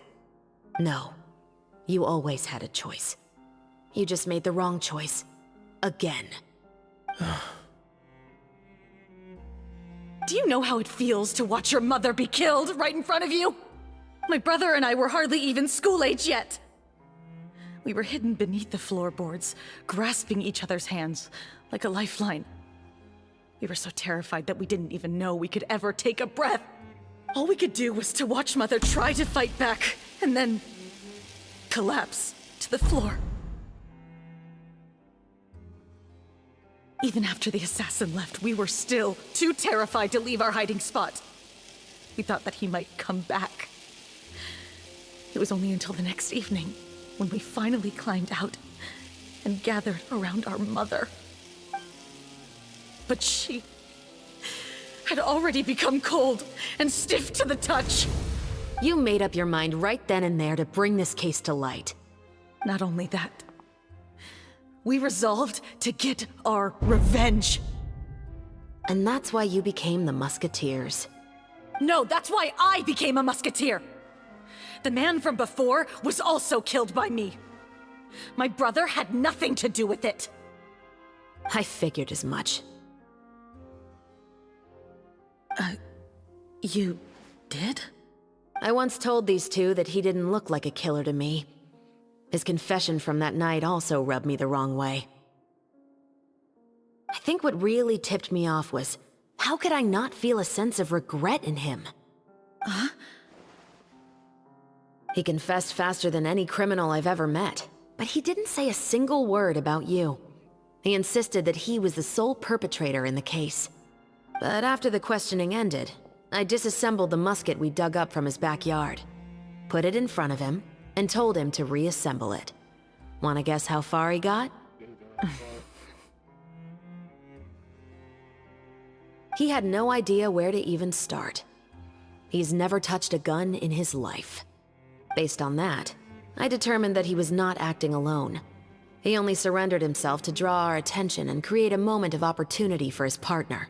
So, I decided to play along. And as expected, the second musketeer followed us without hesitation once she saw Morris get separated from the rest of the cast. Besides, why else would he call the novel The Two Musketeers? But how did you know it was Veronique? I figured it out the moment Baptiste told me his father's name. That so-called financial crisis was all just a ruse. He just wanted to sign up as the investor and then leave the film without any source of funding. After all, He has a vested interest in minimizing the reach of this story. It's really just the same thing as what he did to Eliza all those years ago. Human scum. But then Xavier pulled out all the stops and got the film made against all odds. Morris couldn't have that. With the killer in custody, he figured it was safe to act. And so he came to visit the set today, just as I expected. Wait, so you were behind all those mishaps today? As for the identity of the second musketeer, I assumed they'd probably stay close to Morris and look for an opening. And if they already knew that Morris was the film's investor, then that narrowed the list of potential suspects as well. Furthermore, being the props manager would allow the culprit to avoid scrutiny by purchasing mechanical parts in the name of the crew. With that hypothesis in mind, I went back to check Baptiste's orphanage adoption records. Guess whose name I saw on the same page, just a few lines from his. My brother. He trusted you. As in, he trusted me to perform the deed on his behalf? He trusted you to stand on the side of justice. I am. I thought you could do it as well. Oh, the look on your face when you told him to go to hell. I really thought you'd put a bullet in his brain. You know what he has done. Are you telling me that you'd rather see him spend the rest of his life living like a king in the fortress of Meripede?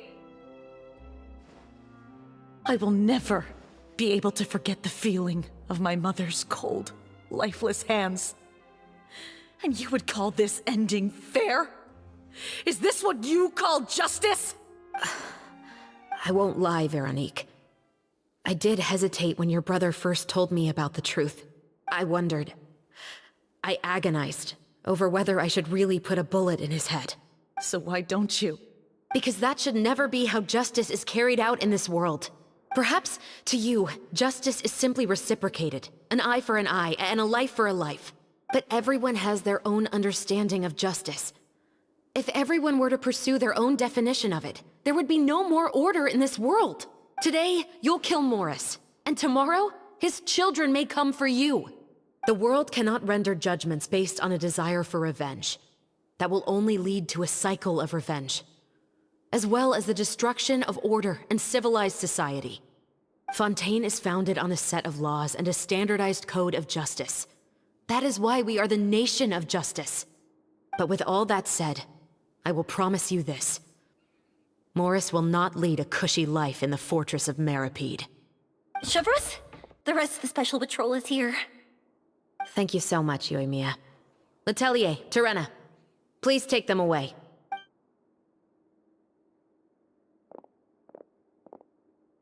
I still can't agree with your reasoning. I know. Justice has not been delivered. At least, not today. Chevreuse. Let's go. We should give an explanation to the crew. Thank you for your concern. I'm fine. I'm just thinking about the things in life that have driven people to take justice into their own hands.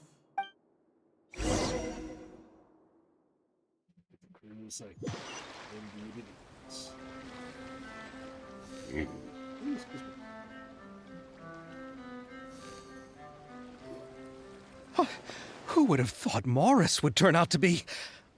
I'm at a loss of words. How could he have done something like this? I'm just glad that you're all safe and sound. Who knew that such a labyrinth of cases would be behind this story? Well, what should we do now? We have a finished film, of course, but should we still go ahead with the premiere? What do you mean? Shouldn't you be even more motivated to spread the word now that you've learned the truth? Shiori is right. I'd also like more people to see this story for themselves. But the real ending of the story seems to have deviated somewhat from the one in the script. Is that still acceptable to you, Miss Chevreuse? The call is yours. We still have time to reshoot an ending if that's what you'd like. No, it's fine as is. I like what we have for the catharsis. Romanticism is what gives works of art their appeal. Fiction is able to explore means of restitution that could never work in real life. Just like the real world, the world of stories also has its own set of rules and justice. These different possibilities are what initially drew me to reading in the first place. Sounds good to me. I support your decision. What about Veronique? Will she be okay? She will soon face her judgment alongside her brother and Morris. If I had to guess, they'll probably all be sent to the fortress of Meripede. I'll make sure to give Risley a heads up about it. Oh, you mean that kind of heads up? Exactly.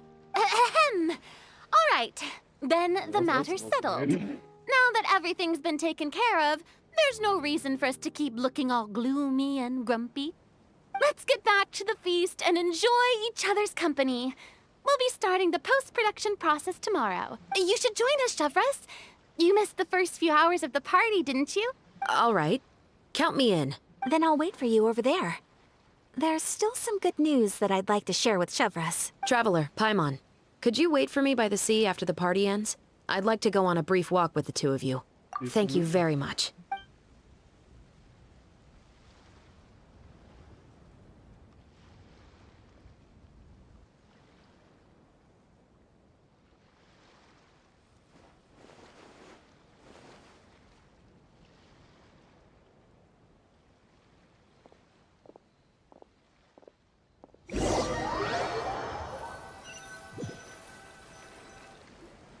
Sorry for the wait. Oh, we weren't waiting long at all. Is there something else you wanted to tell us? No, I don't have anything new to share. I just felt that since you were my investigation partners, I should have another conversation with the two of you. Traveler, how would you have responded to Baptiste's request if you were in my shoes?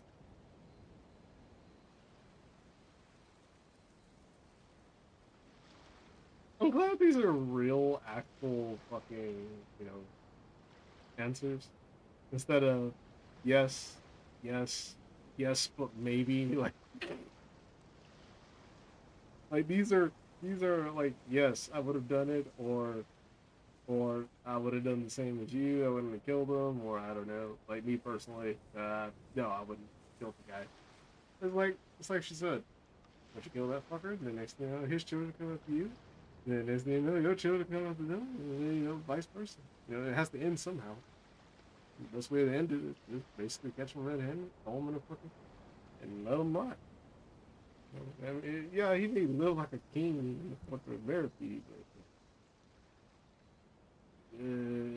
it's solitude has, especially their form of prison, if you really think about it. Like being in a prison underwater and not seeing the sun, he ain't gonna live like no damn king. Like, what the fuck are you talking about? Like, yeah, I definitely would have done the Is same that thing so? you did. Well, thanks for sharing. When I was young, my father often took me here to swim. We'd come rain or shine, even when it was freezing cold. He told me that swimming was the best activity to train one's strength of will. You could never give up before reaching the shore, especially when the water was cold. Oh? Why's that? Because the moment you give up would be the moment you die. At that point, I still hadn't received my vision. One winter, the chilly wind felt almost like knives on my skin, and the seawater was so frigid that it numbed my toes the moment I stepped in. I cried and begged my father to spare me from having to swim across, but he wouldn't listen. He used to be a member of the Special Patrol as well. You could say it was his way of educating his children. That sounds awful. When he saw that I wouldn't stop crying, he just picked me up and tossed me into the icy water. The bone-chilling cold took away my senses. I couldn't feel anything but fear and rage. I waited for my father to save me, but one look and I knew he'd already started swimming for the opposite shore. I realized that if I were to give up, I really would die right then and there. I used all of my strength to try and catch up to my father. Those few minutes felt longer than my whole life up until that point. I did, however, make it to the other side. I've never felt afraid about anything in my life after that, nor have I ever cried again. That way of teaching would have never worked on Paimon. Yeah, I don't think that was the right method for anyone. It's just that, working now as I am in the pursuit of justice, I still sometimes feel like I've been tossed into that winter sea all over again. The anger and the helplessness. Chevros. But the worse I feel, the more I know to never give up. The alternative would be to forever lose myself among the waves. Anyway, how about a race? Neither of us will drown, but we can still see who swims faster. You guys go ahead! Paimon will grab the clapperboard to mark the start of the race. Oh, we're actually doing that?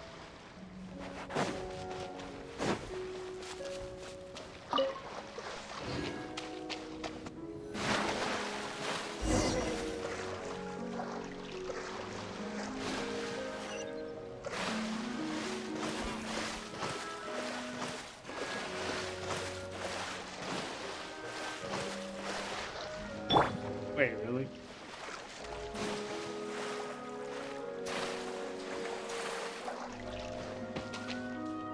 There's no good reason.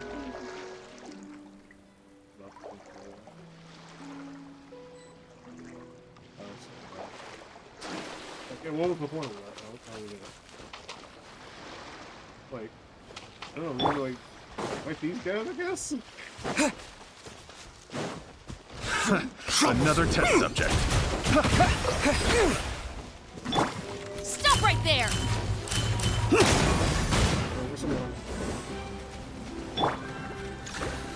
Suffocate. Wipe out. Water tank.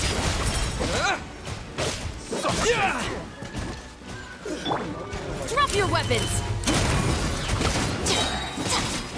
You asked for it!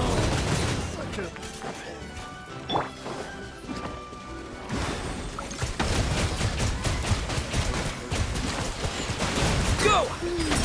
Yeah.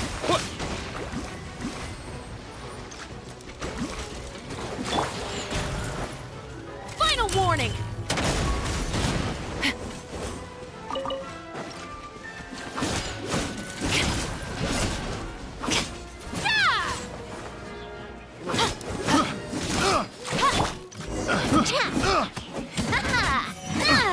I was using her. Picked the wrong test subject.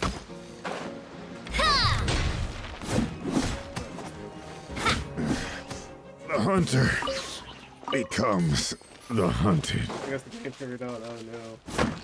He's taking the curve for a spin.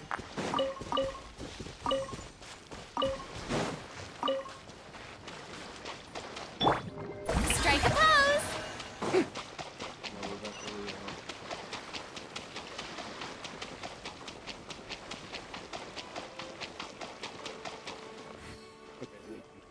Sorry for the wait.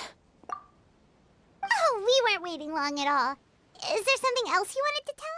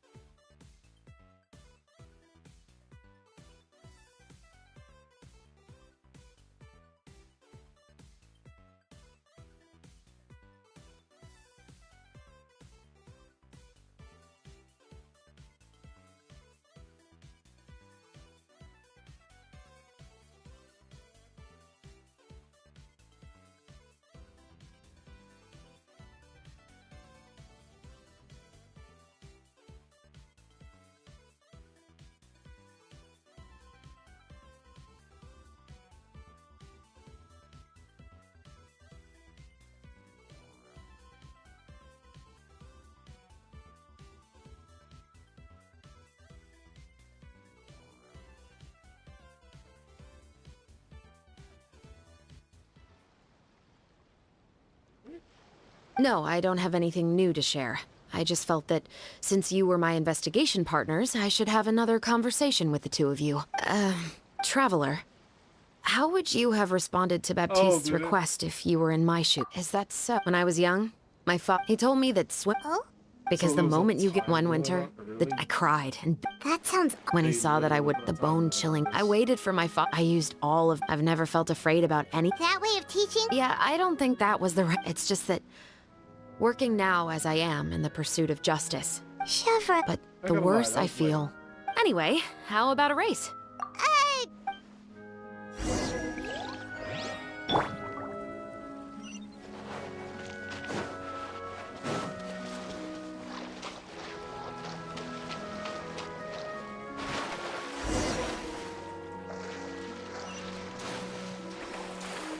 Man, I just went over there and fucked those enemies. Like, oh, you're taking too long. Probably because you're using the character outside of its intended purposes. Whoa, that felt good. You were so fast in the water, Chevron. You were swimming even faster than Paimon can fly. So, about the special patrol. Did you join because of your dad? Partly, but I'd say I was more inspired by the heroes I read about in stories growing up. Oh, so it's due to your love of stories. Of course, it was only after I joined the Special Patrol that I learned that truth is often stranger than fiction. Come on, let's walk a bit more.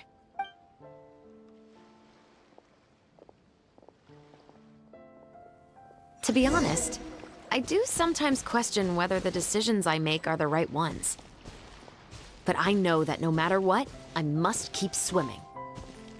Because the only thing I've got my eyes on is the shore in the distance.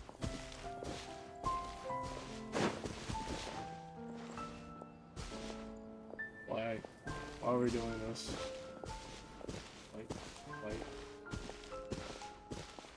Yo, who's asking for this? I'm being serious.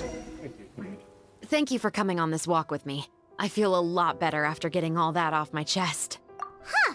We're nearly back at Baptiste's house. Huh. You're right. I didn't realize we were so close. He really did plant a lot of flowers. It's just like how he described it in the story. Huh?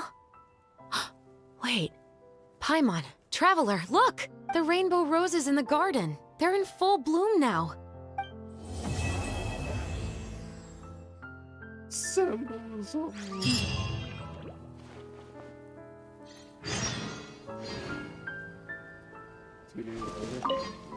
Even though it's a bit late, I must thank you for investigating this case with me. Not on behalf of the Special Patrol this time. It's a personal expression of gratitude from yours truly. Thank you for looking out for me.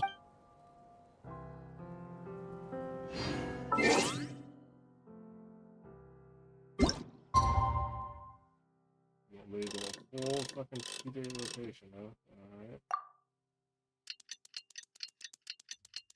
Alright. Look at that. That final cutscene is actually pretty lit, I ain't gonna lie.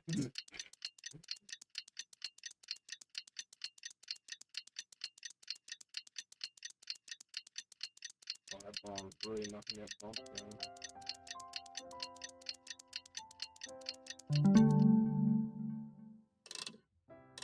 Getting those regional bumps.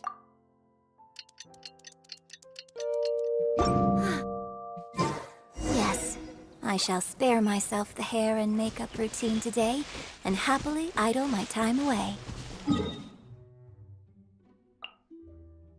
That isn't like something Eugene would actually do. Never heard her make that comment.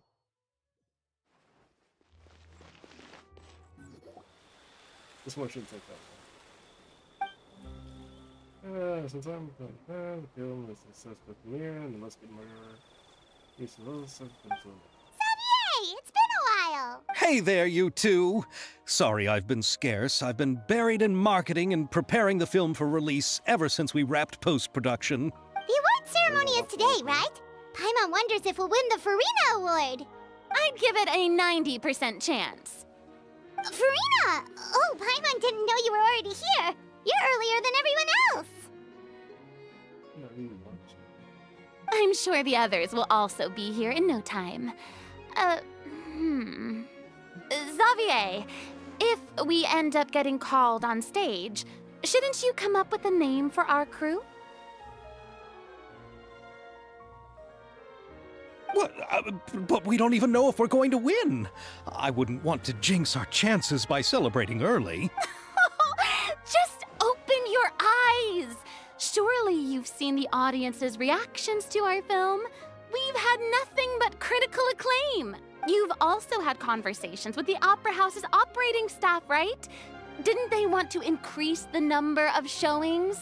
With the more you've made from the box office, you can now open your very own film company. But that's all credit to my amazing crew. You've all helped to make this a reality, so I can't be the only one asked to come up with a name. Well, give it some thought. I'm sure the crew will respect your choice.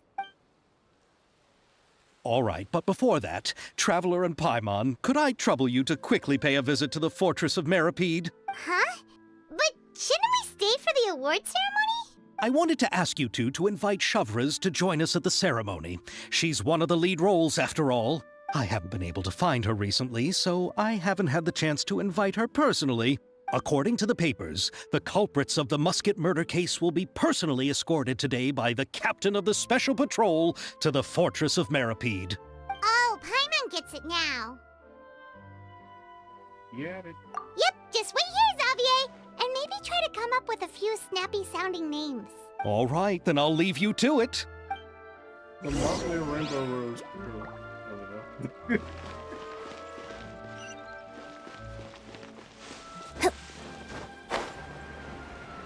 Oh, you're all the way down there. What's up? I thought it was going to be right there at the Port of Fontaine. Gotta be going here. I guess it's going to be at the center.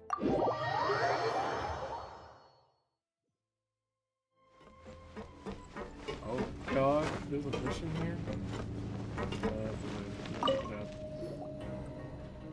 I ain't gonna do it now, we'll do it later. Okay.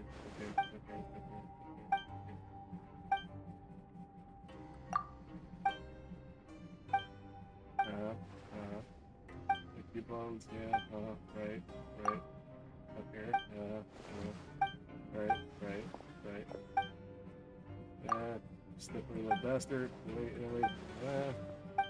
Swindle, something, blah blah, don't slandy, yada, blah blah blah. I hate coming here. Like, I swear to God, I really do.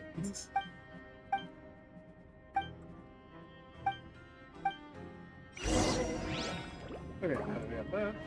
We'll put this aside. Nope.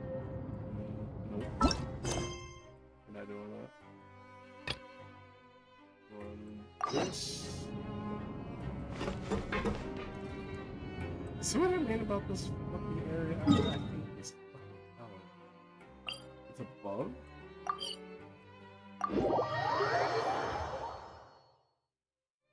Oh.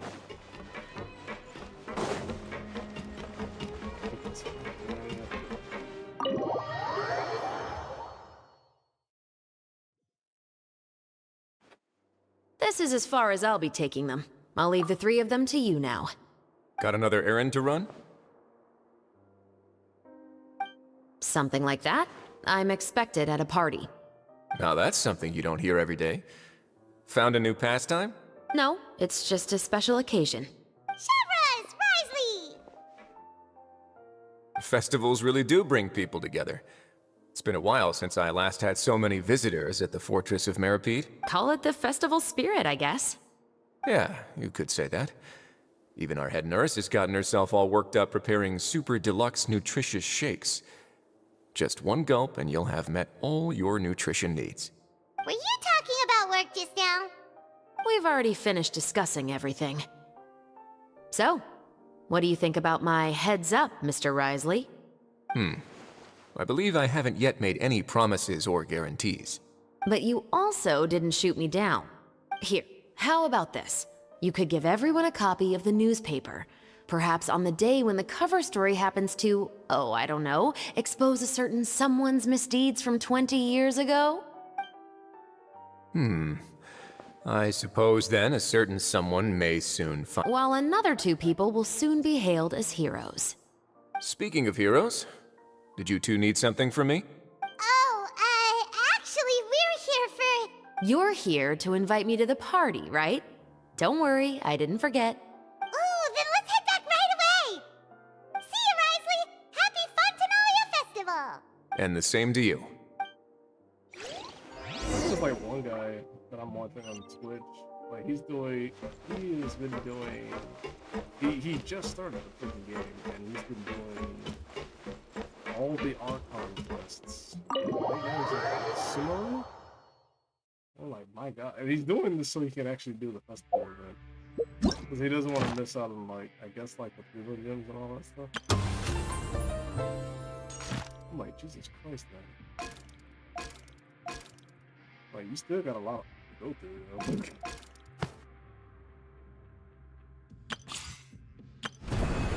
People like that always, like... I always like... Man, I like this game, but not enough to like burn through 1, 2, Mondstadt, Liyue, Inazuma, Sumeru, just to get the Fontaine to do an event. Like that's dedication. That guy has dedication.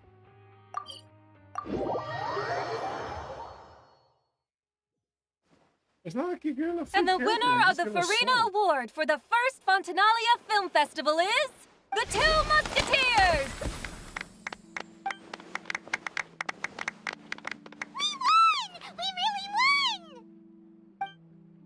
Congratulations, Mr. Xavier. We won? I can't believe it! I really can't thank all of you enough! See? My takes on Fontaine's entertainment industry have never been wrong. Now, please welcome to the stage the producer of the 2 Musketeers, Mr. Xavier!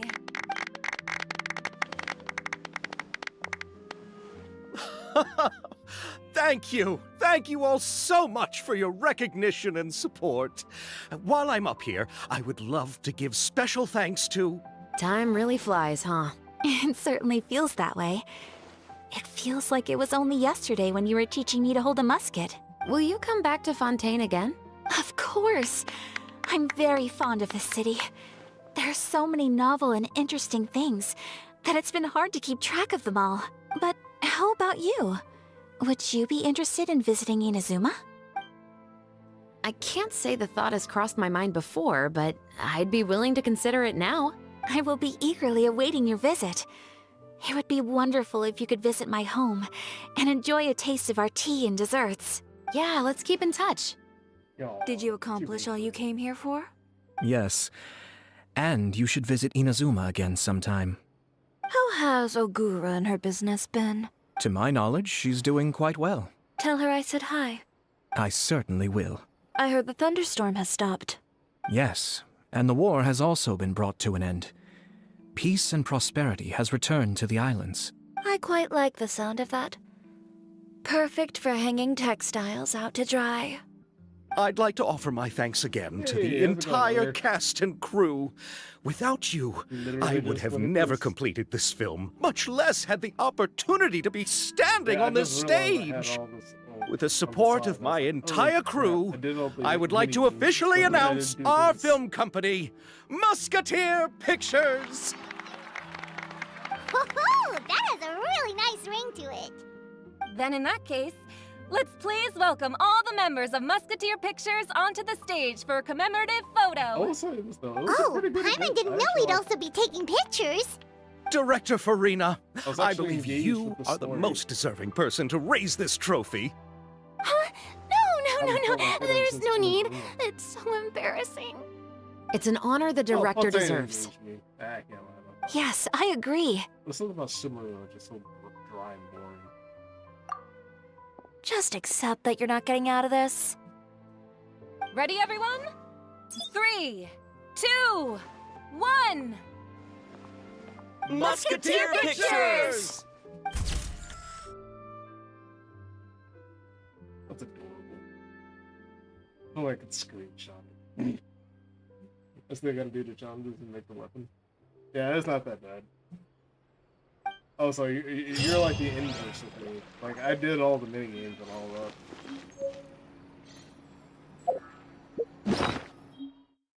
Let's see.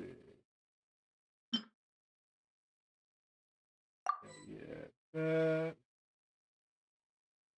Did I get any more furniture? Oh, we did.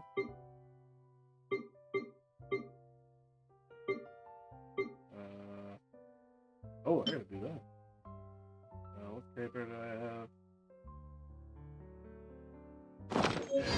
This.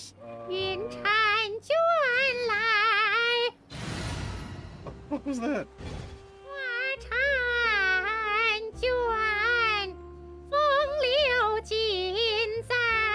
Who is that?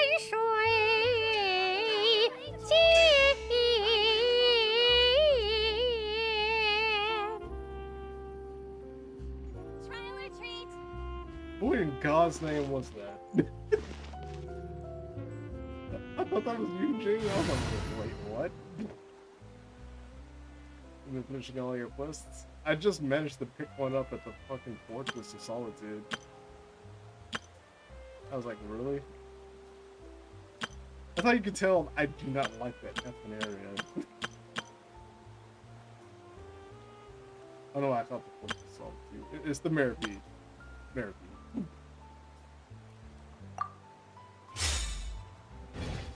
Oh, told you, that's you. Wait, was that her? I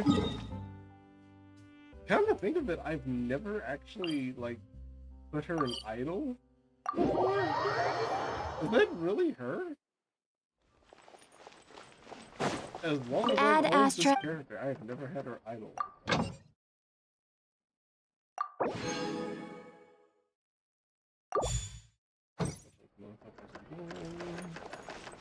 At first I thought it was like one of the NPCs around the courtyard, but ooh. That was her? Ooh. Jesus Christ.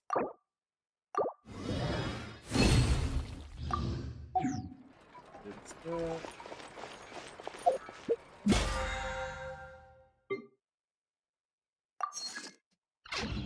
Down to this.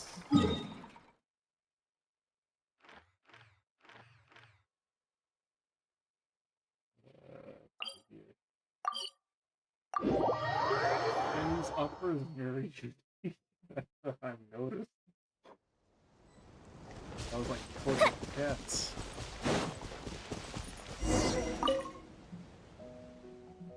How you been, Ogre? You been doing alright?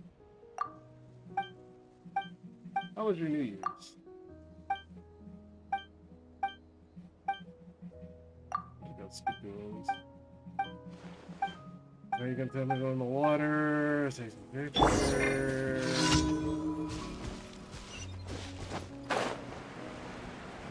Oh, all the way over there.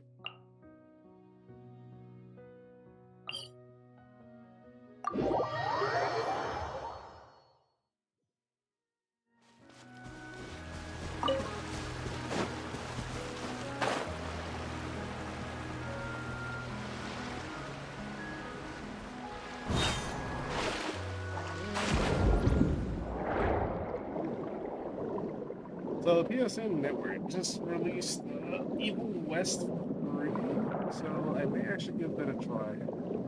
Because I know Ripple was like playing it. And you know, can be and all this comic book company. I was like, let's give it a try.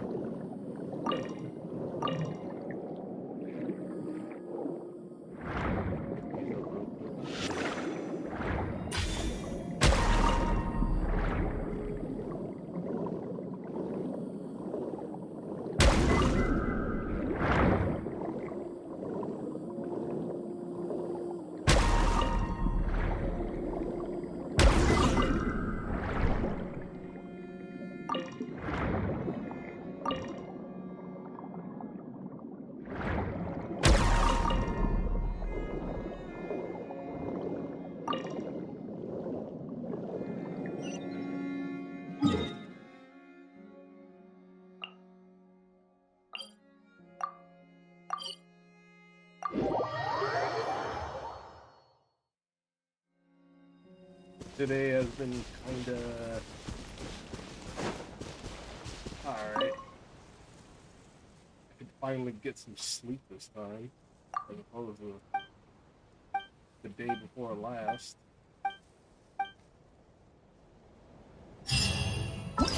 Fireworks and everything.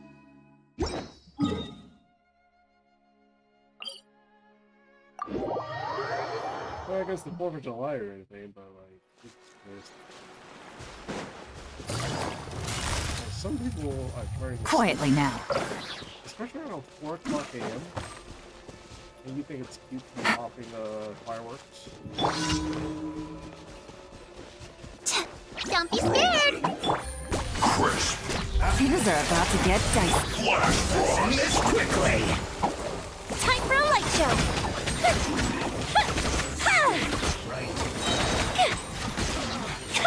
Looks like I went too far.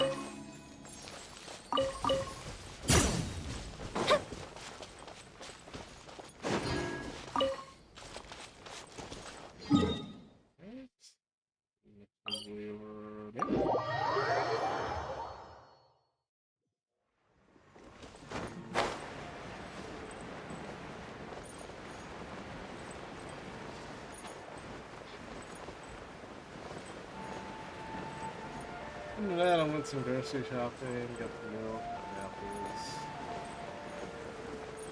Got to maybe some soup, like from scratch. It turned out alright. It could be a little bit better though.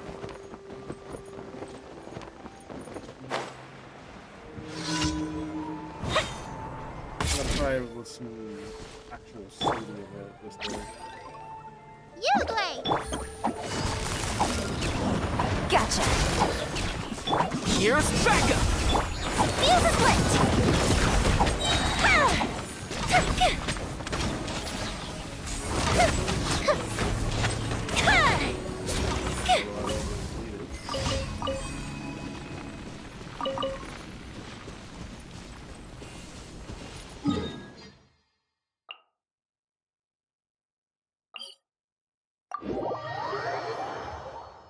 You can barely hear me, but the game's pretty loud. Really?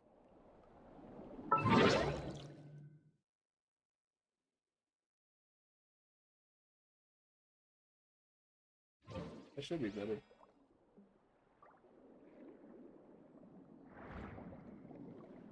I didn't think it was that loud. It's not even popping that loud on the sound thing. Weird.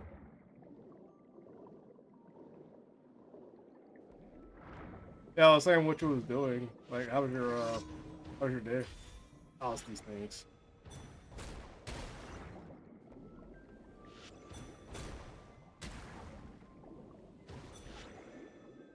Do it. I hate those things. Yum yum yum yum yum yum yum.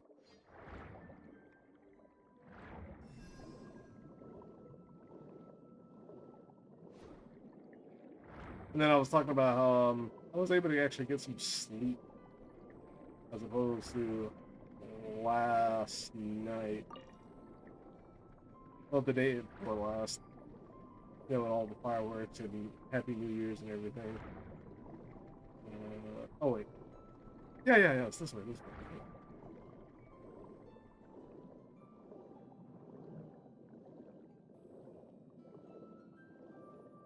Is it still too low?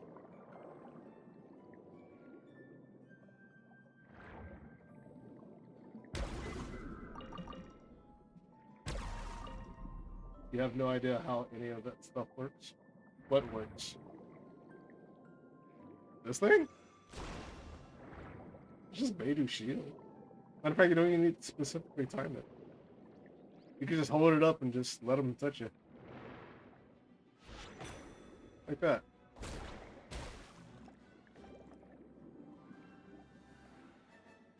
Do it.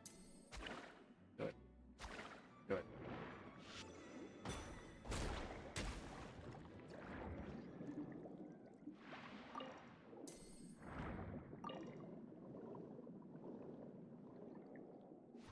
It hasn't changed on my end. Okay.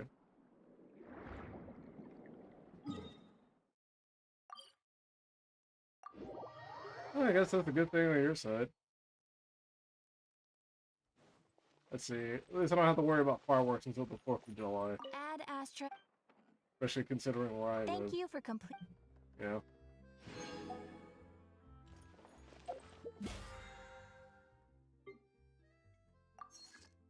Then again, considering where I live every day is the 4th of July. In terms of, like, you know, gunshots. Oh, did you hear the news? Claudia Gay got removed from her presidency at Harvard. Her and somebody else, I forgot her name. And you know how the race hustlers are. Oh no, this is a case of racism.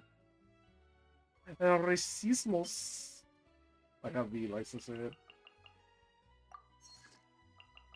Like, you know, they fire the white girl too, you know? Yeah. Can't stop a person like that, especially if their brain is programmed to actually specifically target certain events and don't go any further than that. I put the phone to my ear and I can hear you. Oh, really? Am I just speaking that low? How about this? I'll just turn down the... This is why I wish I had, like, a little mic stand where the mic is, like, right in front of my fucking face like this. You know? This would be nice. I need one of those. I don't know where to get one, though.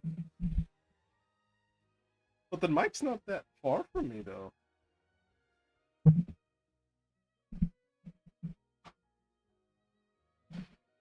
Turn up the game a little bit. Maybe that would actually help a bit more. Maybe. Testing, testing. Testing. Testing, 1, 2, 3. That's just the volume. That really shouldn't control anything. Change the setting. You thought she resigned? Not surprising, since she plagiarized her entire academy career. Yeah. But you know, a lot of them are trying to make it like... a lot of people on her side are trying to make it about the plagiarism. And it's like, well, if she's plagiarizing, it's amazing how you guys want to focus on the plagiarism about what she does, but you don't want to focus on anybody else. It's like, no, we're going to focus on everybody, motherfucker. What are you talking about? Alright? I don't know why they always like to go this route where, irregardless of the outcome, right? It's always like black and white with them. Like, if it's a black person, it has to be systemic racism. If it's not, then it's, you know, supports white supremacy or some bullshit like that. It's like, yeah, actually think outside those parameters, like just a couple of feet. I'm not asking for like miles upon miles of data and nuances or anything like that. I'm just wondering, can they go above 10 feet? That's all I'm wondering. That worked when you put the mic in front of you. Now you're loud enough. Really? That's what I'm saying. Like, I need one of those little mic stands where I can just adjust it and just keep it like right here. Otherwise, I'm just gonna be holding it.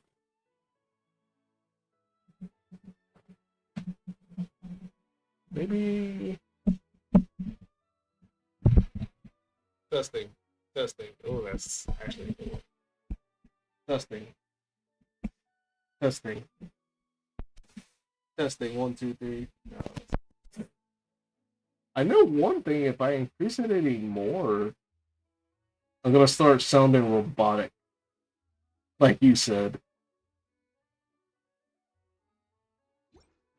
Is that any better? Testing, 1, 2, 3. 1, 2, 3. A, B, C, D, E, F, G, H, I, J, K, L, M, N, O, P, Q, R, S, T, U, V, W, X, Y, and Z, and the extra 27th letter. Or have the mic on your headset working. No, when I try using this, it sounds even worse. Like, I listen to the quality between the Blue Yeti mic and this mic, the Blue Yeti is better. Like, way better. You hear me now?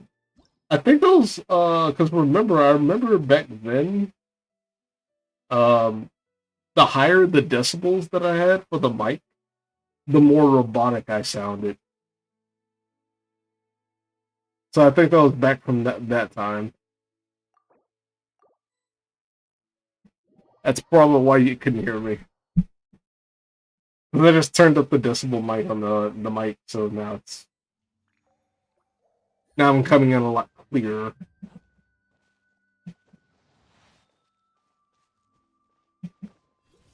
Pop. Pop.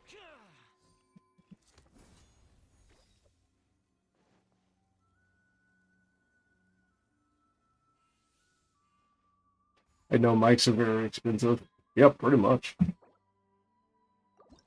Oh, this one was like 100 or something. The Blue Yeti mic that I seen in Best Buy is like $70, $80. But I think that's like the old model that I have. The new one, the black model. I forgot what model it was. I think that one's going for like 100 and something. Let's see. Anybody using up yet? Oh, well. I got a new letter from an informant. Looks like the situation has changed again.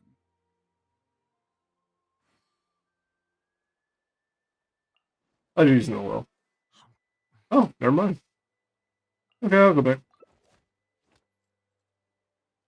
Ready. Ah.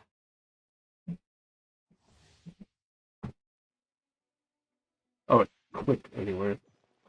I haven't played Genshin on my laptop for quite a while. Boom.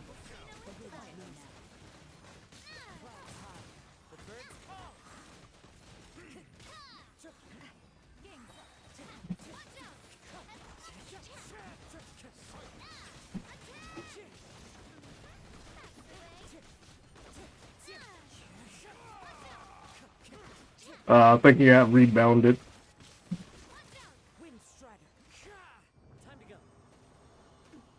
My shot ended up missing. Let me also turn this down a bit.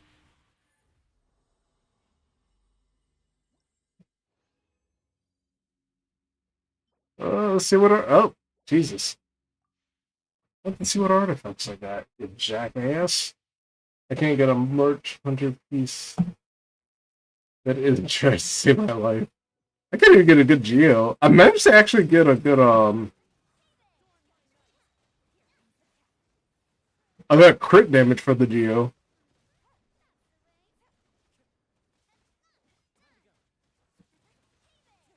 I was like, oh wow. I thought these don't exist.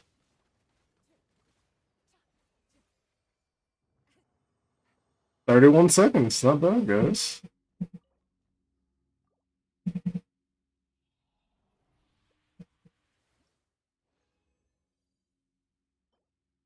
Ooh, that's a good flower.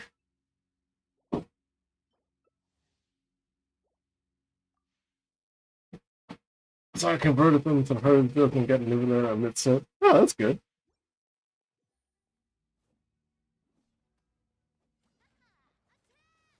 Boom.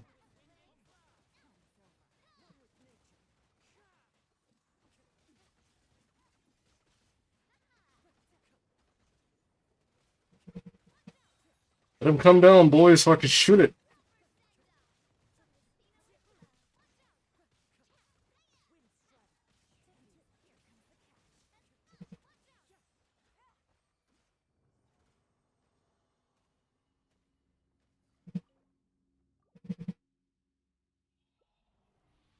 One Geo.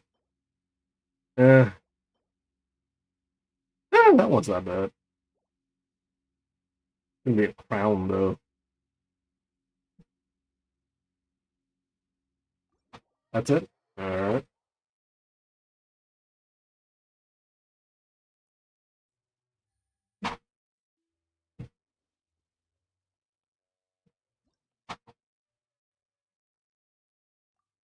You ain't gonna tell me twice for that, Jack.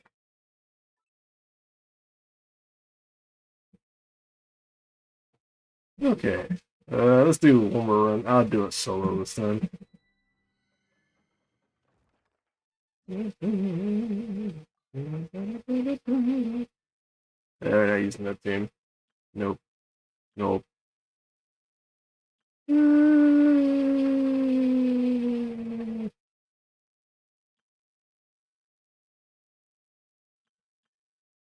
Yeah, I'll use this one.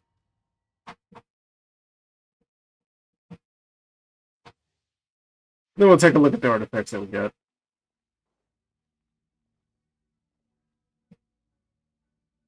Every March Hunter at full is going to either a defense main or both flat percentage and defense substat. Yeah, tell me about it.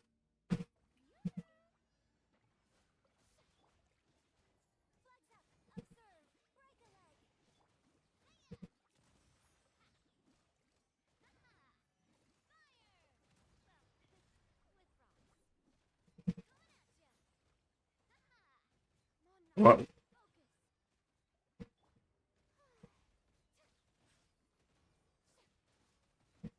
Oh, wrong one.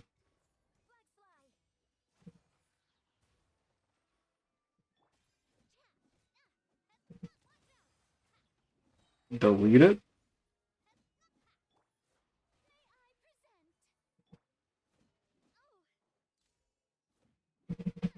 Can I get some health back? My Jesus.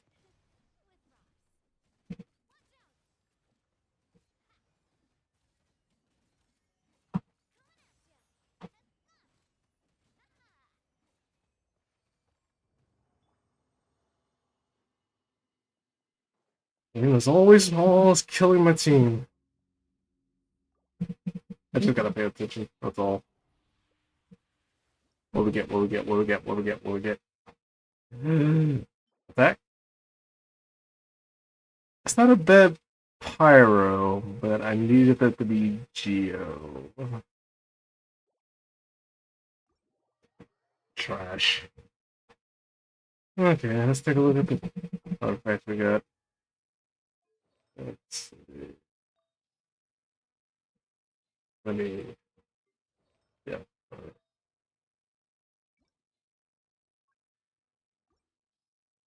Because right now, the one I got two other ones that didn't roll that well, but they're going to be replacements for like the other Geo characters that I have.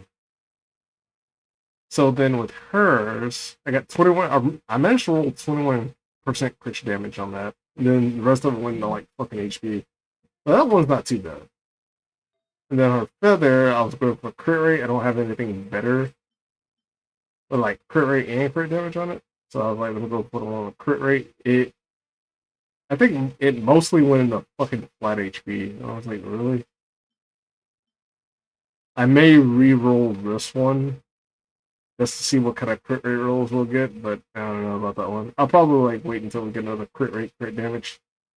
Don't got anything good on this one. I'm still waiting to get a Geo for this one, for the Goblet. Right now we just got an attack percentage on both the Hourglass and the Goblet. The Hourglass one has a artifact that I kept in the background just in case for emergencies. Then if I got a character that actually needs something, I can just pop there. It's not a really bad one, but it's also not a really good one. And I can use that for sacrifice. That one actually has some good crit rate on it. And then our crit damage one, it's got some good. It got one boost in the crit rate, increasing to 7.4. And then the rest of it just fell right in the energy recharge. I was like, really? I mean, that one's not bad. Don't get me wrong. That one's not bad. You got a lot of pieces? Yeah, I managed to get a lot of pieces. Let's take a look at the other set that we got. Songs of Days Past. Oh yeah, that's right. I'm so used to the other way. Before the update. I think I got a lot of good sets on this one. Knock out those purples. Yeah, we got a lot of good ones. Like 3 percentages on this one. That was not too good. This one got crit damage and crit rate on it with flat attack and elementary mastery. Both crit rate and crit damage with elementary mastery. Both crit rate and crit damage with energy recharge rate. Like, whoever's going to be using these is set. They are fucking set. If the stats roll correctly, that is. Then this one we got an attack percentage with flat HP, elementary mastery, crit damage, crit rate with HP and defense. Oh, why did I not lock that one? I think that was the one. Oh, I think that was the one we ended up getting and didn't get enough time to actually look at it. So lock that one. I'm getting a lot of these for this artifact set. It's fucking horse shit. Let's see. And then there's this one. And not too bad, not too good. This one's actually pretty good. HP at percentage and crit damage, attack, and HP. That was not bad. And then this one's attack, crit rate, and defense flat. Attack percentage, that one's trash. That one's trash. That one's trash. And then let's take a look at the other stuff. HP, trash. Energy, trash. Attack percentage. Man, that one's trash too. Elementary, trash. Defense, trash. HP, trash. Attack, trash. Trash. Yeah, a lot of these are just trash. For this part of the artifact set. You haven't even done that domain? You should probably get started on it. If you have a Geo character you actually would be invested into. Yeah. It's kind of garbage.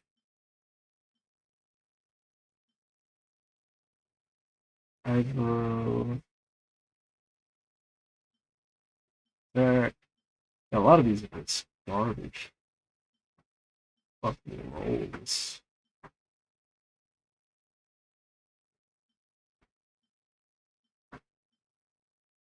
But I think I'll put like a couple of my healers on this set. And this one. On HP with both crit rate and crit damage. Both flat HP and attack though. Knowing my luck, it's all gonna go into flat. Those flat substats. And then we got a crit rate with crit damage and attack percentage, which is not that bad. Not that bad. Yeah, that's pretty much all we got for that. And that's with me popping. I think I had like 56 moons. Now I'm down to like 40. Yeah. I've been popping a lot of those in there. Let's get Farina and I'm only going to Candace. Okay. Yeah, Candace is not that bad. Oh yeah, I was going to set this thing on fire. That's why I switched to Yoimiya.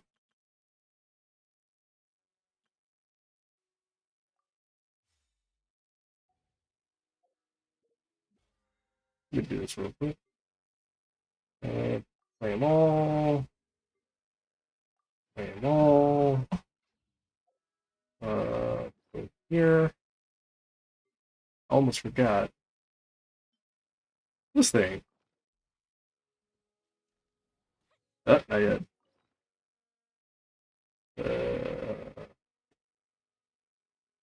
think these give you more.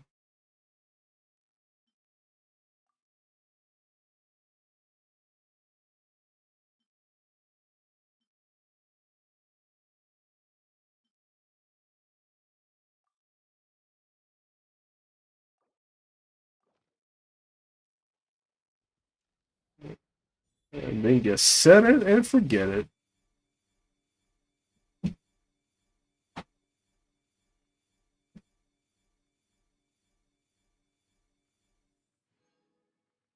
Nope, they don't. Oh, Jim's though. Eh. Pretty much a gamble anyways.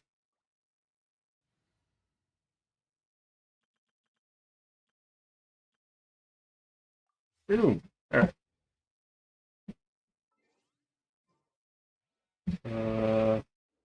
Journal.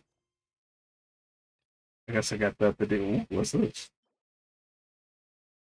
A treasure seeking silly? Oh, I guess it's specifically for that mission. Hope you get to keep it. Alright. Much appreciated, guys. Thanks for tuning in. I will see you guys tomorrow. If you like what you've seen, please leave a like, subscribe. Much appreciated. Thank you for showing up, everybody. Ogre, thanks for showing up. You're always a good friend. And to the second person that just showed up, thanks for showing up as well. Till then, I will see you guys tomorrow. Until then, take care, be safe, and bye.